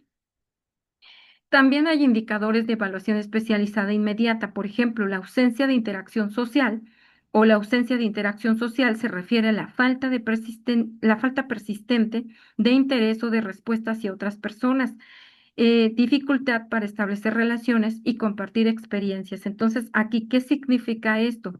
El niño no muestra interés por relacionarse con otros, con otras personas o con los niños. Normalmente todos los niños que llegan a una fiesta empiezan a gritar y a sonreír y juegan y brincan y saltan, ¿verdad? Eso es lo esperado. Pero resulta que hay niños que no tienen esto. Entonces, no busca compañía ni participa en juegos compartidos. No responde, por ejemplo, a intentos de interacción social. No muestra emociones o las muestra de forma limitada en contextos sociales. Si persiste más allá esto después de los 12 a 18 meses, puede ser una señal de alerta del desarrollo socioemocional. Entonces también tienen que enviarse a psicología, primero que nada medicina general a pediatría, pediatría a psicología, y después se tiene que enviar a psiquiatría, ¿verdad? Para averiguar bien qué es lo que está pasando. ¿Por qué es importante esta interacción social? La interacción social permite desarrollar vínculos afectivos y seguridad emocional. Favorece el desarrollo del lenguaje y de la comunicación. Contribuye también al aprendizaje y a la comprensión del entorno. Promueve la empatía, la cooperación y las habilidades para la vida. Hay ejemplos de esto, por ejemplo, prefiere jugar solo y no se interesa por otros niños. No responde cuando lo llaman por su nombre. No muestra interés por compartir juguetes o actividades. No busca la compañía de otros ni participa en juegos grupales. Presenta expresiones faciales limitadas en situaciones sociales y eso pues son motivos de alarma, ¿verdad? O de alerta cuando ya pasaron los 12 a 18 meses y no hay socialización. Posibles causas: trastorno del espectro autista, trastorno del desarrollo social y de la comunicación, déficit de habilidades sociales, trastornos neurológicos o del desarrollo, problemas emocionales o de apego, factores ambientales o experiencias previas, falta de oportunidades de interacción o trastornos sensoriales, auditivos o visuales. Todo esto también es importante. ¿Por qué? Porque puede ser un niño que sufra de maltrato infantil o que en su entorno que está viviendo a lo mejor hay muchas adicciones, muchas drogas o incluso también están teniendo sexo delante de él o incluso puede ser un maltrato infantil. O sea, el tener sexo delante de un niño es maltrato infantil. Por el lado que le busquen, pero eso es maltrato infantil. Entonces, ojo con esto. Importante es la evaluación profesional porque permite identificar la causa y diseñar estrategias que favorezcan este desarrollo social, emocional y de comunicación con el pequeño. Tenemos también, por ejemplo, indicadores de sospecha de trastorno del espectro autista. ¿Cómo vamos a sospecharlo? En el trastorno del espectro autista es un trastorno del desarrollo neurológico que afecta la comunicación, la interacción social, los intereses y los comportamientos. Cada persona es única y puede presentar síntomas leves o más marcados. Tenemos que la detección temprana es clave para ofrecer apoyo oportuno y mejorar su calidad de vida. ¿Qué es el trastorno del espectro autista? Bueno, es un trastorno del desarrollo que afecta la comunicación, la interacción social, los intereses y los comportamientos. Y es un espectro y cada niño es diferente, por lo que hay señales de alerta. ¿Cuáles son? Falta de contacto visual o contacto visual poco frecuente. O sea, sí voltea a ver, pero de vez en cuando. Ausencia de interés por otras personas o por relacionarse. Retraso o ausencia de lenguaje. O ecolalia, es decir, repetición de las mismas palabras o frases. Intereses muy restringidos y apego intenso a rutinas u objetos. Conductas repetidas o estereotipias, como los estereotipias que les mostré de ese pequeño. Aleteo de manos, balanceo, giros, etcétera. Todo eso puede presentar. También puede tener hiper o hiposensibilidad a los estímulos sensoriales, ruidos, luces, texturas, dificultad, por ejemplo, para adaptarse a cambios de rutina o transición entre actividades. Y también está el insomnio. Si no puede dormir, también puede ser sospecha de trastorno del espectro autista. Tenemos también que hacer si se sospecha de, por ejemplo, de este trastorno. Primero que nada, pues consultar, ¿verdad? Consultar primero al médico general. El médico general lo tiene que derivar al pediatra. El pediatra lo tiene que derivar a, por ejemplo, a psiquiatría para que se vea qué es lo que está pasando. Previo a esto se tiene que tomar un electroencefalograma o una tomografía para ver si no hay daño estructural de todo lo que constituye el encéfalo, ¿verdad? Entonces, es importante. Se solicita una evaluación integral del desarrollo en áreas cognitiva, de lenguaje, social, sensorial y conductual. Se involucra y orienta a la familia, se da apoyo emocional y comprensión, son fundamentales, se manda a psicología para que entiendan que tiene su niño un problema y que tienen que empezar a tratar de entenderlo, ¿verdad? Y para apoyarlo. La intervención temprana mejora las habilidades de independencia y de calidad de vida. Ejemplos de señales de alerta por edades. Tenemos de 6 a 12 meses, no responde a su nombre, poco contacto visual, no sonríe o interactúa, con otras personas a los 12 a 24 meses. No señala para mostrar o pedir las cosas. No imita los gestos como el adiós, aplausos y otros. No muestra interés por otros niños de 2 a 3 años. Poco lenguaje o no combina palabras. Juega solo y no busca interacción. Repite palabras o frases de los 3 a los 5 años. Dificultad para iniciar o para mantener conversaciones. Intereses muy específicos, conductas repetitivas o movimientos inusuales o las estereotipias. Mayores de 5 años. Dificultades en relaciones sociales, rigidez en rutinas y resistencia al cambio. Dificultad para entender emociones y normas sociales. Entonces, no entiende lo que dicen los demás, no sonríe, por ejemplo, ante un chiste, los demás lo entienden, él no lo entiende bien. Son cosas así que pueden estar pasando con este pequeño. Es importante recordar, por ejemplo, la sospecha no es un diagnóstico. Solo una evaluación de un profesional puede confirmar o descartar el trastorno del espectro autista.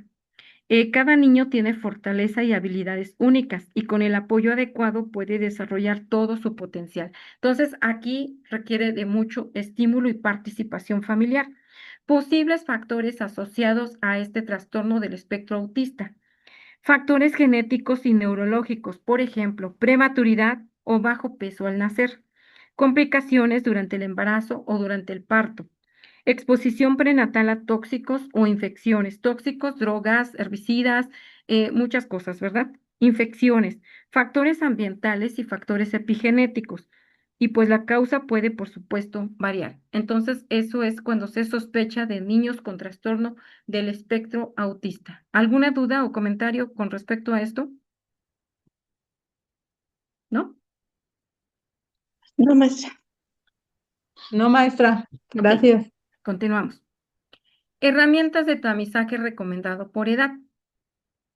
De acuerdo, ya vimos estos tamizajes, ahora vemos que se recomiendan, por ejemplo, de 12 a 60 meses el ASQ3, de 16 a 30 meses el MCHAT para autismo, de 0 a 6 años el Denver 2, de menos de 5 años el EDI. Hay recomendaciones clínicas y los hitos del desarrollo deben evaluarse en cada consulta del niño sano. Tenemos, por ejemplo, esta tabla que es el MCHAT. Y aquí, por ejemplo, les voy a leer algunas preguntas que son importantes ver. Permítanme. Y, por ejemplo, está aquí, por ejemplo, este es el MCHAT que es modificado y, por ejemplo, es para seguimiento de niños con autismo. Y aquí dice, si usted señala algo al otro lado de la habitación, su hijo lo mira. ¿Alguna vez se ha preguntado si su hijo podría ser sordo? Su hijo juega a juegos imaginarios o de simulación, por ejemplo, dar de comer a una muñeca, hablar por teléfono o a través de un juguete. A su hijo le gusta subirse a las cosas, hace movimientos inusuales con los dedos cerca de sus ojos. Su hijo señala con un dedo para pedir algo o para obtener ayuda. Su hijo señala con un dedo para mostrarle algo interesante. Su hijo se interesa por otros niños. Su hijo le muestra cosas acercándose o levantándolas para que usted las vea. Su hijo responde cuando usted lo llama por su nombre. Cuando usted sonríe a su hijo, él le devuelve la sonrisa. Le molestan a su hijo los ruidos cotidianos. Su hijo camina. Su hijo establece contacto visual cuando juega o interactúa. Su hijo intenta imitar lo que usted hace. Si usted gira la cabeza para mover algo, su hijo mira para ver lo que está usted mirando. Su hijo intenta que usted le preste atención a sus actividades. Su hijo entiende cuando usted le dice que haga algo. Si ocurre algo nuevo, su hijo busca su reacción para saber cómo responde. A su hijo le gustan las actividades de movimientos como columpios, brincos, juegos, etcétera. Entonces, estas son preguntas que se hacen para ver si es que tiene autismo. Entonces, tenemos ítems críticos. Los siguientes reactivos son considerados de mayor riesgo. Si son 2, se sospecha de sordera. Si son 5, son movimientos inusuales de dedos cerca de los ojos. Si son 6, señala para pedir. Si son 7, señala para compartir interés. Si son 9, muestra objetos. 10, responde a su nombre. 12, hipersensibilidad a ruidos. 13, camina. 14, contacto visual. 15, imitación. Ahora veamos cómo se interpreta. De 0 a 2 significa un bajo riesgo con seguimiento habitual. De 3 a 7 significa un riesgo moderado. Se tiene que aplicar entrevista con seguimiento del MCHAT para ver cómo sale en cada entrevista. De 8 a 20 significa alto riesgo. Se tiene que referir inmediatamente para evaluación especializada. Es decir, si está con el médico general, lo tiene que enviar, por ejemplo, a pediatría, lo tiene que enviar a psicología y lo tiene que enviar a psiquiatría. Datos del paciente es lo que se pretende, ¿verdad? Para hacer el tamizaje. Y entonces esto es para lo de niños autistas. Ahora veamos para niños con trastorno de déficit de atención e hiperactividad. Tenemos, por ejemplo, que se hace una escala de tamizaje y la puntuación va de 0, pues es nunca; 1, ocasionalmente; 2, frecuentemente; 3, muy frecuentemente. Se va a marcar y vemos, por ejemplo, la dimensión. Dimensión 1, déficit de atención. Comete errores por descuido en tareas escolares, tiene dificultad para mantener la atención, parece no escuchar cuando se le habla, no sigue instrucciones completas, tiene dificultad para organizar actividades, evita tareas que requieren esfuerzo mental sostenido, pierde objetos necesarios para sus actividades, se distrae fácilmente con estímulos externos, es olvidadizo en algunas actividades cotidianas. Dimensión 2. Aquí se evalúa la hiperactividad y la impulsividad. Se ve la conducta. Y aquí, por ejemplo, mueve constantemente las manos o los pies, se levanta cuando debería permanecer sentado, corre o trepa excesivamente, tiene dificultad para jugar tranquilamente, está en movimiento la mayor parte del tiempo, habla excesivamente, responde antes de que terminen las preguntas, tiene dificultad para esperar turnos, interrumpe o invade actividades de otros. Interpretación clínica del trastorno de déficit de atención e hiperactividad. ¿Por qué les digo esto? Esto es súper importante porque de verdad que a veces nos llegan ya de forma muy tardía y a veces hay muy poco que ofrecer o sí se les reinduce, ¿verdad? Pero ya les cuesta más. De 0 a 9 puntos, conducta dentro de límites esperados. De 10 a 17 puntos, riesgo leve y requiere de vigilancia. 18 a 26 puntos es un riesgo moderado y requiere de evaluación clínica. Más de 27 puntos, alta sospecha de trastorno de déficit de atención e hiperactividad. Recordemos que dentro del trastorno de déficit de atención e hiperactividad hay 13 tipos de trastorno de déficit de atención e hiperactividad. No es tan sencillo, ¿verdad? No es tan fácil. Actualmente, les digo, se ha puesto de moda de que dicen ya todos tienen trastorno de déficit, pero esto no es así. Se tiene que hacer un buen diagnóstico clínico, pero por supuesto que nosotros como operativos tenemos que por lo menos descubrir, ¿verdad? Y están todos estos test que les pueden ayudar para sacar su diagnóstico ustedes y poderlo derivar a tiempo. De acuerdo a la clasificación según el DSM-5, habla, por ejemplo, del predominio inatento, que es de más o igual a 6 síntomas de inatención. El predominio hiperactivo impulsivo tiene más o igual a 6 síntomas de hiperactividad o impulsividad. Presentación combinada es más o igual a 6 síntomas en ambas dimensiones. El criterio, por ejemplo, aquí se ve cuando inició síntomas antes de los 12 años, tuvo presencia en 2 o más entornos, en el hogar, en la escuela o en la comunidad. Deterioro, por ejemplo, funcional significativo o no explicativo por otros trastornos. La escala global de la severidad va, por ejemplo, a verse de 0 a 18 puntos, es que no tiene sin evidencia significativa.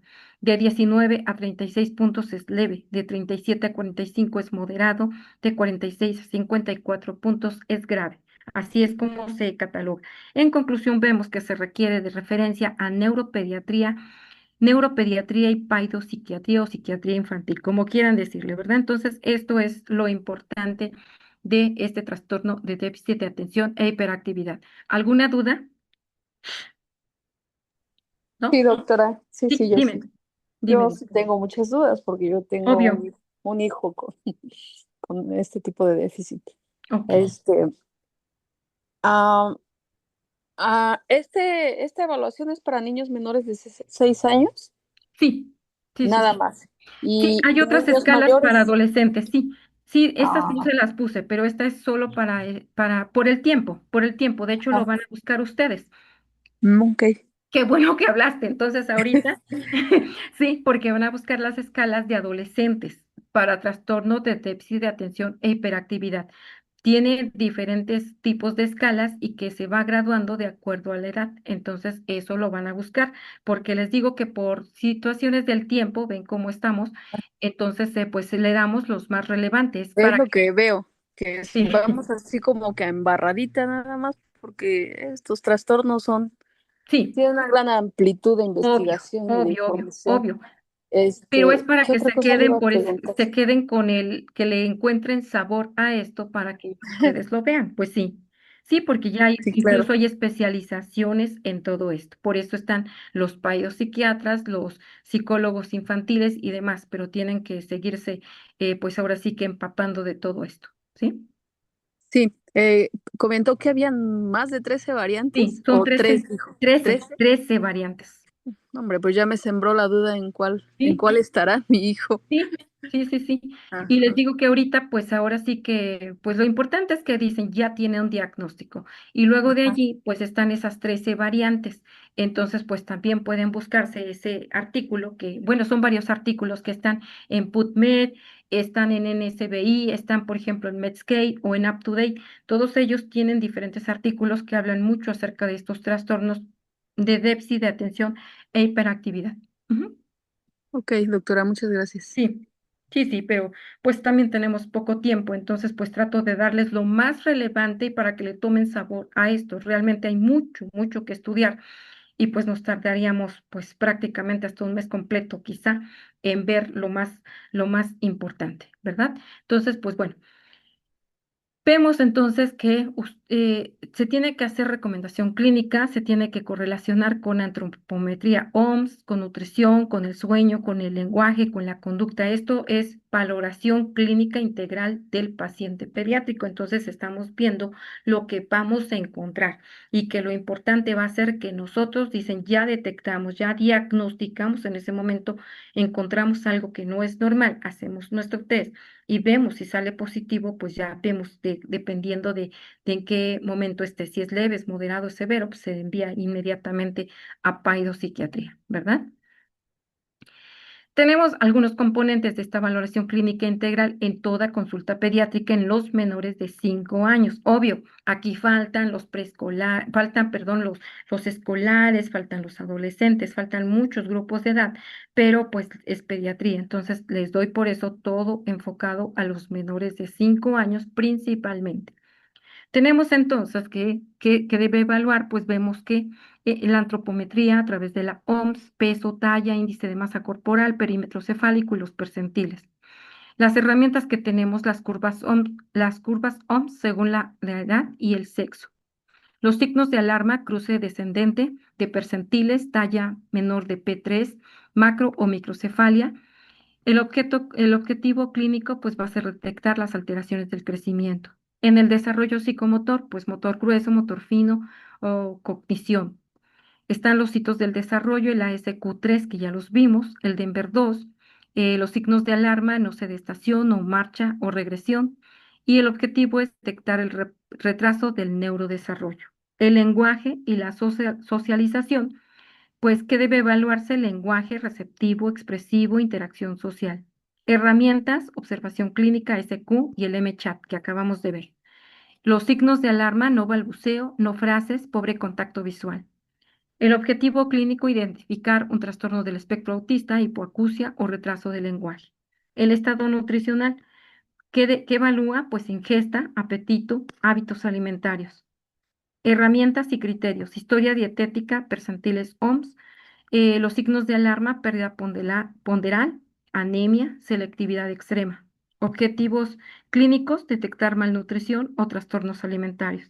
Sueño, horas, higiene del sueño, despertares, historia clínica, ronquido, apneas, somnolencia. El objetivo va a ser detectar trastornos del sueño.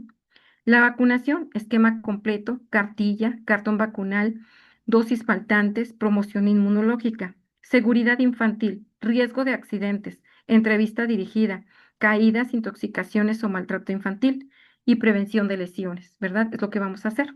El contexto familiar psicosocial, ¿Qué evalúa? Pues el apego, la dinámica familiar, la estimulación. Las herramientas o criterios, pues historia social, los signos de alarma, violencia, negligencia, privación. Objetivo clínico, detectar factores de riesgo psicosocial. Es lo que vamos a ver en una valoración clínica integral del paciente pediátrico. Esto ya lo vimos, ¿verdad? Los signos de alarma, por ejemplo, en el peso-edad sería el estancamiento o la pérdida de peso. La talla-edad, por ejemplo, es la talla baja. El peso talla, sobrepeso o emaciación. El índice de masa corporal para la edad, pues la obesidad. El perímetro cefálico, pues los signos de alarma, macrocefalia o microcefalia. En el motor grueso, por ejemplo, aquí, aspectos a evaluar: marcha, equilibrio y coordinación. Preguntas clínicas: corre, sube escaleras, todo eso se va a preguntar. En el motor fino vemos que se pregunta manipulación de objetos, hace torres, dibuja. En el lenguaje, comprensión y expresión. Forma frases, cognitivo, resolución de problemas, reconoce colores, formas, etcétera. Social, interacción y juego. Juega con otros niños. Signos de alarma: regresión del desarrollo, no contacto visual, ausencia del juego simbólico. Lenguaje y socialización. A los 12 meses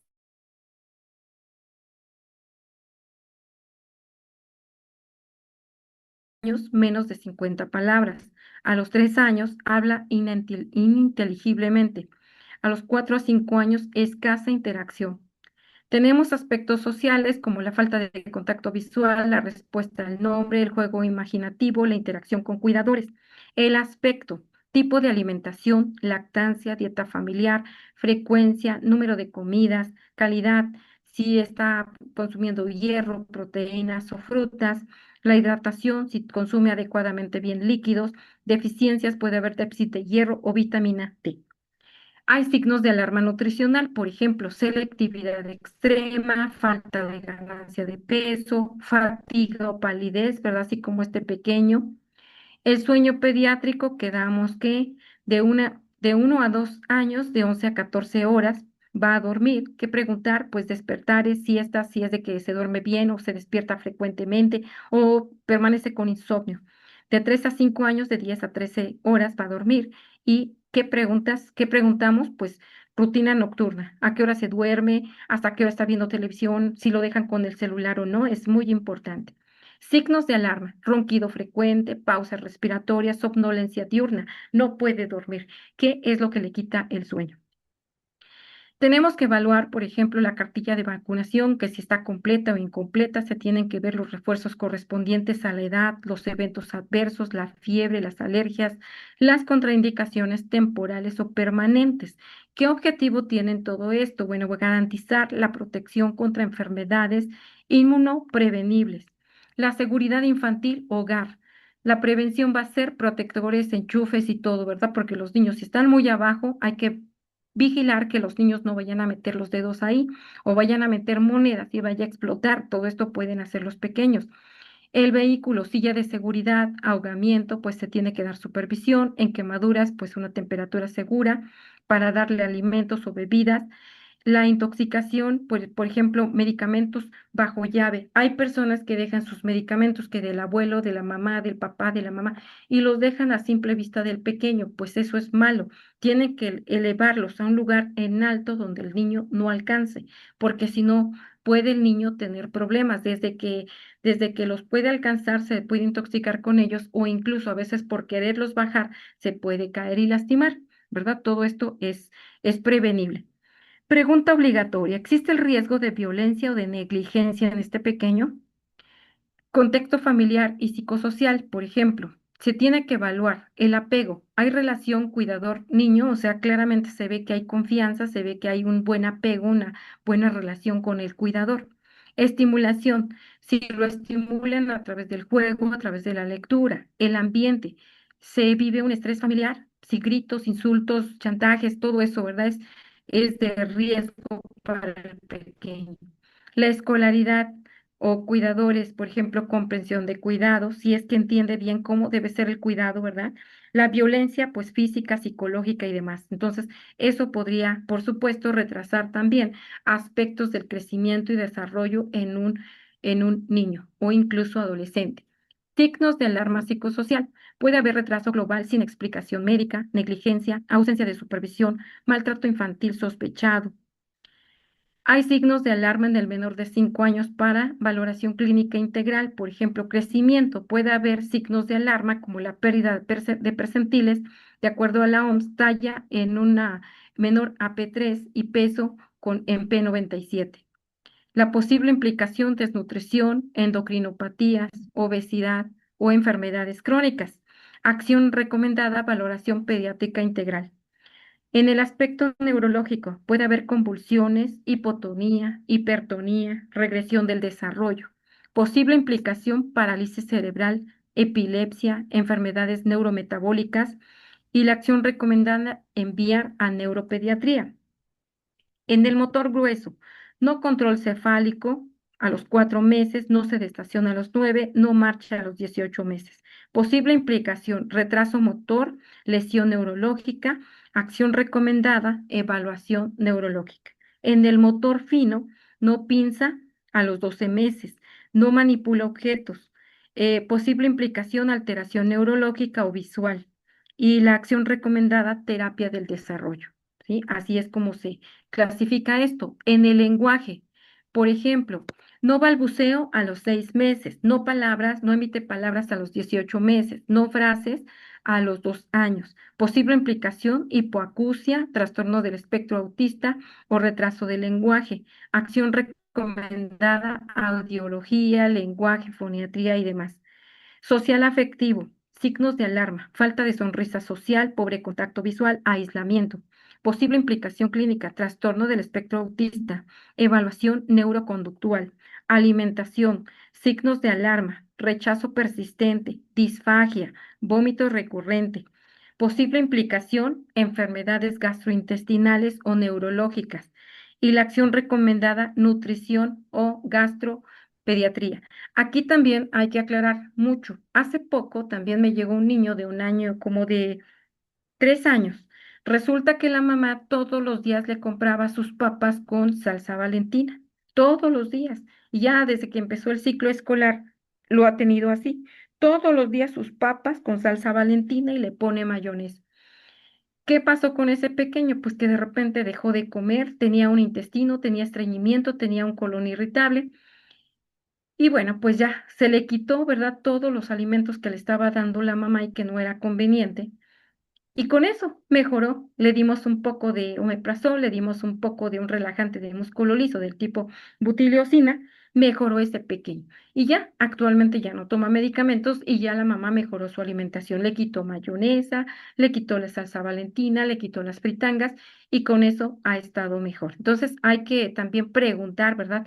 Por eso cuando va con nosotros un paciente, lo ideal es tratar de tener un poco de empatía, de tratar de entender qué es lo que está pasando en ese momento y no irse al regaño, porque si se va uno directamente al regaño, en automático él se está frenando para que ya no lo siga uno, no le siga uno diciendo cosas y va a decir que todo lo hace maravillosamente bien y no nos va a decir lo que verdaderamente está pasando con ese pequeño o con ese paciente, ¿verdad? Entonces, eso es lo que yo les recomiendo. Yo he visto que así tiene un mejor éxito en la consulta porque sabemos bien de qué está sufriendo ese pequeño y con eso se corrige. En el sueño. Hay signos de alarma cuando hay ronquidos severos, apneas o somnolencia. Posible implicación, apnea obstructiva del sueño, acción recomendada, medicina del sueño, ¿verdad? Y también puede ser un trastorno ¿cómo se llama? De hiperactividad. Entonces, pues también todo esto se puede ver en diferentes momentos y se dan cuenta, pues ahora sí que es lo más relevante para que ustedes tengan herramientas de cómo pueden hacer sus diferentes diagnósticos. Tenemos en el aspecto respiratorio. Hay signos de alarma, por ejemplo, el tiraje intercostal, la cianosis, las sibilancias recurrentes, a veces son a distancia, o dicen es que les silba el pecho en la noche o en la madrugada, bueno, o cuando hay cambio climático, probablemente sea un asma bronquial. Entonces hay que ver, ¿verdad? Pedir una radiografía, ver lo que está pasando con ese pequeño, auscultarlo bien, ¿verdad? Para ver qué es lo que pasa. Entonces, posible implicación, pues una enfermedad pulmonar del tipo asma bronquial u otro tipo de enfermedad de tipo viral. La acción recomendada, pues enviar a urgencias pediátricas. A nivel cardiovascular, por ejemplo, tenemos signos de alarma como fatiga al alimentarse, diaforesis o cianosis. Posible implicación, cardiopatía congénita. Acción recomendada, pues enviar a cardiología pediátrica. En el aspecto digestivo, signos de alarma, diarreas crónicas, sangre en las evacuaciones, estreñimiento severo. Posible implicación, mala absorción, alergia a la alimentación o simplemente le está dando muchos alimentos irritantes. Acción recomendada, pues enviar a gastroenterología. Primero pediatría y después ya se manda a gastroenterología. A nivel genitourinario, signos de alarma. Puede ser una infección del tracto genitourinario o urinario. Puede ser recurrente. Puede haber alteraciones miccionales. También, por ejemplo, podría tener un reflujo vesicoureteral por a lo mejor una malformación de valvas y demás, ¿verdad? La acción recomendada enviar a urología pediátrica. Conductual. Los signos de alarma, si tiene irritabilidad persistente, agresividad extrema, pues se tiene también que evaluar. Se tiene, por ejemplo, porque podría tener problemas neuropsiquiátricos. La acción recomendada, pues enviar a psicología y paidopsiquiatría. ¿Sí queda claro esto, jóvenes? Sí, Maestra. maestra. Ok. Entonces vemos aquí los signos de alarma por edad, ¿verdad? Todo esto, eso ya lo vimos. Aquí están los signos de alarma neurológica y del desarrollo. A los 2 meses va a estar, por ejemplo, la sonrisa social ausente, el sostén cefálico a los 4 meses no logrado, la sedestación a los 8 o 9 meses ausente, la marcha independiente, por ejemplo, no adquirida, el lenguaje expresivo sin palabras, las frases simples no van a estar presentes, el juego simbólico ausente, la interacción social escasa. Tenemos entonces que hay banderas rojas neurológicas, como por ejemplo la pérdida de habilidades previamente adquiridas con regresión del neurodesarrollo. Siempre requieren de estudio urgente. Tenemos la lactación que ya vimos con la alimentación que se empieza, ¿verdad? Aquí les dejé esto. La nutrición del menor de 5 años que está basada en dieta mediterránea, que es muy importante. También aquí ya lo estudiaron. Entonces, pues bueno, ya nada más aquí les dejo la tabla. El estado nutricional, pues vamos a ver principalmente que tenemos que ver que vamos a evaluar el peso para la edad, la talla para la edad, el peso para la talla. Y por supuesto que vamos a ver, por ejemplo, que si tiene el pequeño signos de desnutrición, como cuáles, como un cabello delgado, quebradizo, despigmentado, piel seca, descamada o pálida, hinchazón de pies o del abdomen, puede ser signos de desnutrición severa. La cara de anciano, pérdida de masa muscular, las costillas visibles, todo eso puede estar pasando con él. Tenemos, por ejemplo, que si es normal, tiene que salir, por ejemplo, en marcador Z, ¿verdad? Que es más o igual a -2. El riesgo de desnutrición es de 2 a 2,9. La desnutrición moderada es de 3 a 3,9. La desnutrición severa es menos de 3. El sobrepeso es más de 1 y la obesidad es más de 2. Eso ya lo vimos. Entonces ya nada más aquí les dejo esta tablita para que la analicen. Clasificación de la desnutrición. Tenemos desnutrición aguda por emaciación, es decir, por déficit reciente de peso. Puede ser, por ejemplo, la definición de esta desnutrición aguda es la pérdida de peso reciente o actual respecto a la talla, refleja la pérdida de masa corporal. Las causas principales, pues la ingesta insuficiente o reciente, enfermedades infecciosas, diarreas, neumonías, sarampión, crisis alimentarias o pobre cuidado. Los signos y características, pérdida de grasa, pérdida de masa muscular, cara de anciano, en casos ya muy severos, costillas visibles, niño irritable o apático y la pérdida del apetito. Se saca el peso para la talla y normalmente va a estar en moderado si es de 2 a 3 o severa de menos de 3. En una desnutrición crónica, retardo, aquí va a haber retardo del crecimiento con déficit prolongado de nutrientes. ¿Qué significa? Que va a haber talla baja para la edad y refleja una desnutrición de larga duración que afecta el crecimiento. Las causas principales va a ser una ingesta insuficiente crónica, de infecciones repetidas, de mala absorción de nutrientes, de falta de estimulación, de pobre acceso a los alimentos y de servicios de salud. Los signos y características va a tener talla baja, retraso en el desarrollo físico y cognitivo, menor rendimiento escolar e infecciones frecuentes. Talla para la edad. Moderado va a ser de menos de 2 a menos de 3, severa de menos de 3. Si hay una desnutrición global con bajo peso para la edad, significa que hay un déficit combinado de peso y de talla. Se define como bajo peso para la edad y refleja combinación de desnutrición aguda y crónica. Las causas principales, pues una ingesta insuficiente o reciente y prolongada, infecciones recurrentes o frecuentes, condiciones socioeconómicas desfavorables. Tenemos también, por ejemplo, que va a haber pérdida de peso, talla baja, desarrollo físico y mental afectado, mayor riesgo de enfermedad y de muerte. Y se evalúa con peso para la edad, moderado de menos de 2 a 3 y severo de menos de 3. Hay deficiencias de micronutrientes, que es en la mayoría de los casos. Hay desnutrición específica con déficit de vitaminas y de minerales y se define como el déficit específico de uno o más micronutrientes esenciales. Las causas principales, pues una dieta pobre en diversidad, con mala absorción, con mayor necesidad de crecimiento, embarazo, enfermedad y falta de suplementación. Signos y características: anemia, palidez, cansancio, deficiencia de vitamina A, seroftalmia, ceguera nocturna, bocio por déficit de yodo, retraso del crecimiento. ¿Y cómo se evalúa? Pues no se clasifica con índices antropométricos, se confirma con estudios bioquímicos o clínicos. Entonces, aquí está la clasificación según el grado de severidad para desnutrición aguda, crónica y global. Y vemos que puede ser, por ejemplo, normal, de más o igual a 2, desnutrición moderada de menos de 2 a menos de 3, desnutrición severa de menos de 3. Es así como se hace esta evaluación. Hay signos de alarma nutricional y crecimiento. Por ejemplo, el hallazgo podría ser que cruza menos de 2 canales percentilares y se interpreta como que tiene una enfermedad sistémica, llámese hipotiroidismo u otro tipo de patología. Si hay una pérdida ponderal, es decir, hay desnutrición o enfermedad, si hay ganancia excesiva de peso, hay obesidad o endocrinopatías, por ejemplo, un síndrome de Down.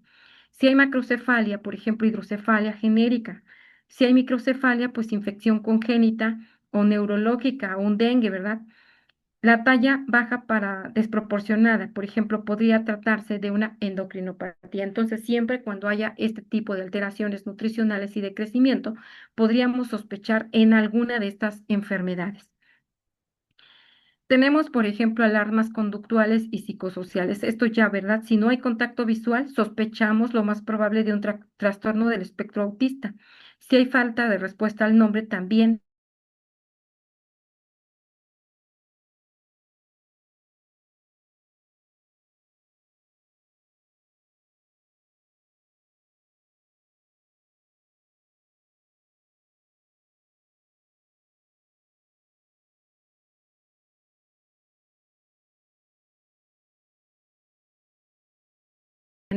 se da, por ejemplo, en urgencias.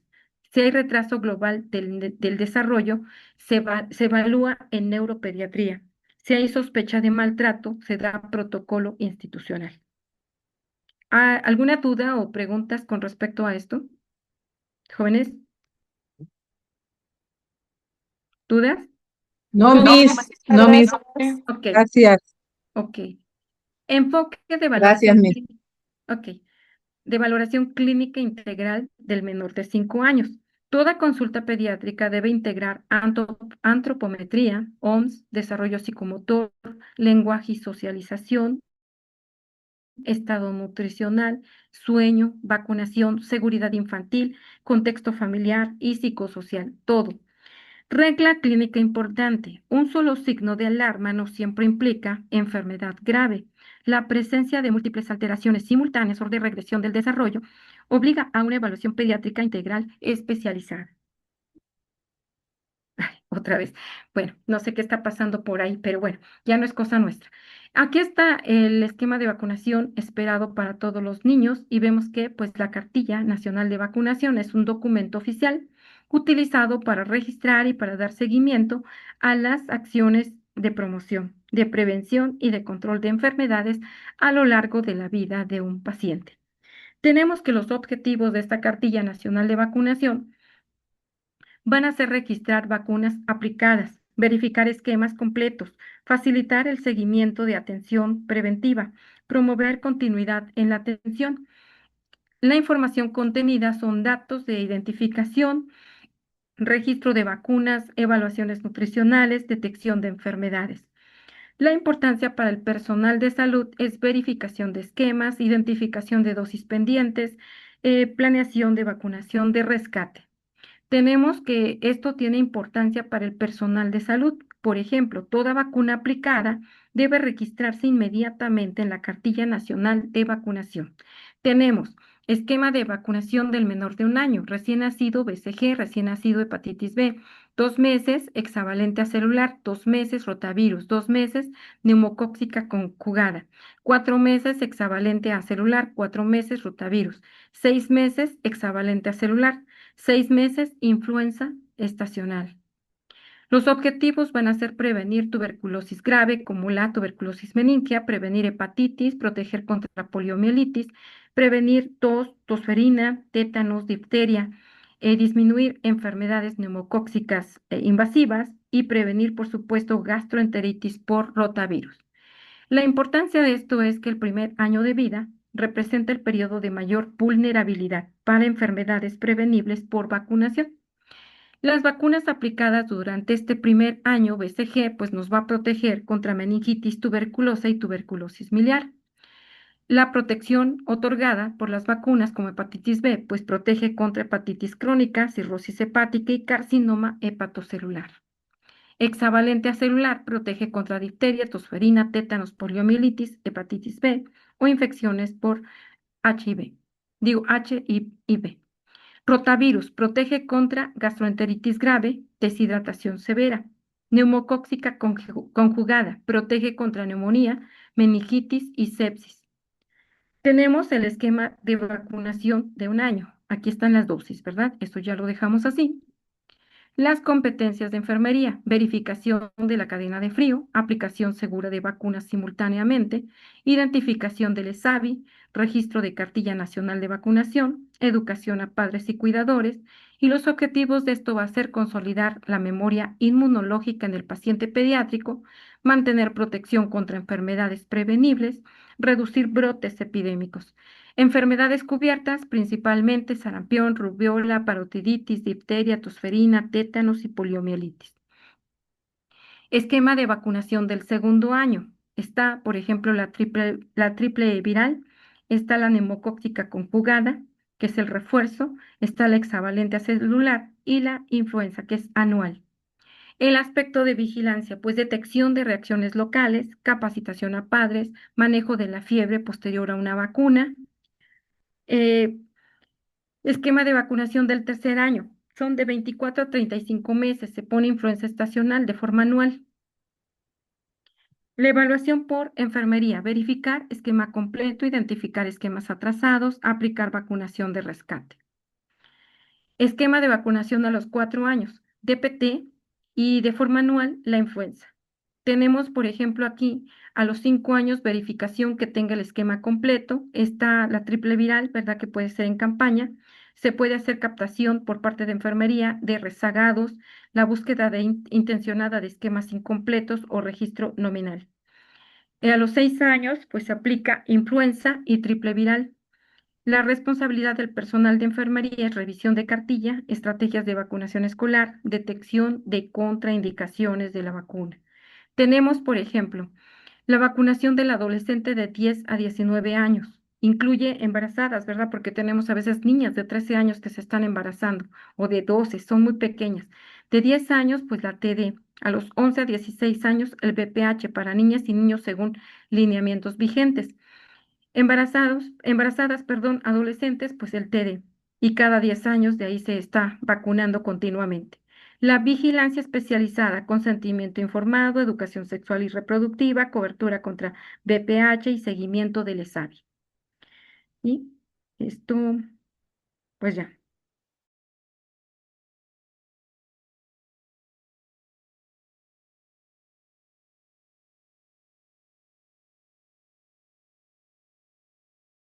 Aquí está la cartilla nacional de vacunación. ¿Dudas o preguntas hasta el momento? Maestra, yo tengo una duda de la Dime. tarea. Sí, Dijo que escalas de trastornos de qué íbamos a investigar. trastorno, escala Escalas, por ejemplo, van a averiguar las escalas de trastornos del espectro autista, trastornos de escala, de las escalas del trastorno de déficit de atención e hiperactividad.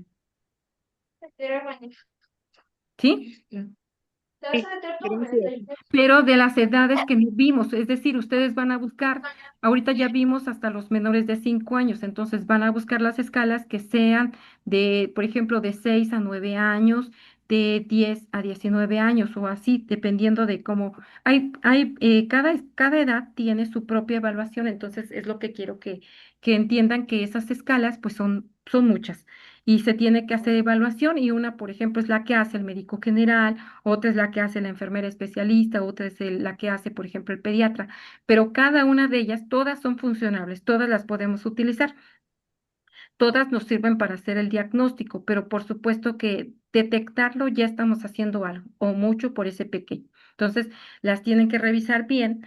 De acuerdo a lo que acabamos de ver, vimos las de menos de 5 años, ahora van a ver las de otros grupos de edades que incluye hasta 19 años. ¿Les parece bien? Sí, maestra, gracias. Ok. Y bueno, pues sería todo por la clase, por el día de hoy. Nos vemos para el próximo jueves. Gracias, Gracias. maestra. Bonita ¿Sí? tarde. Sí, bonita Gracias. tarde. Buenas noches. Gracias. Sí, Gracias, maestra. Adiós. sí. Bye. ¿Van a querer diapositivas o no? Claro que sí, maestra. Sí, maestra, de favor. Ok, Por para que favor, repasen. maestra. Bueno, ahí les mando entonces. Muchas gracias. Gracias. Sí, descansen.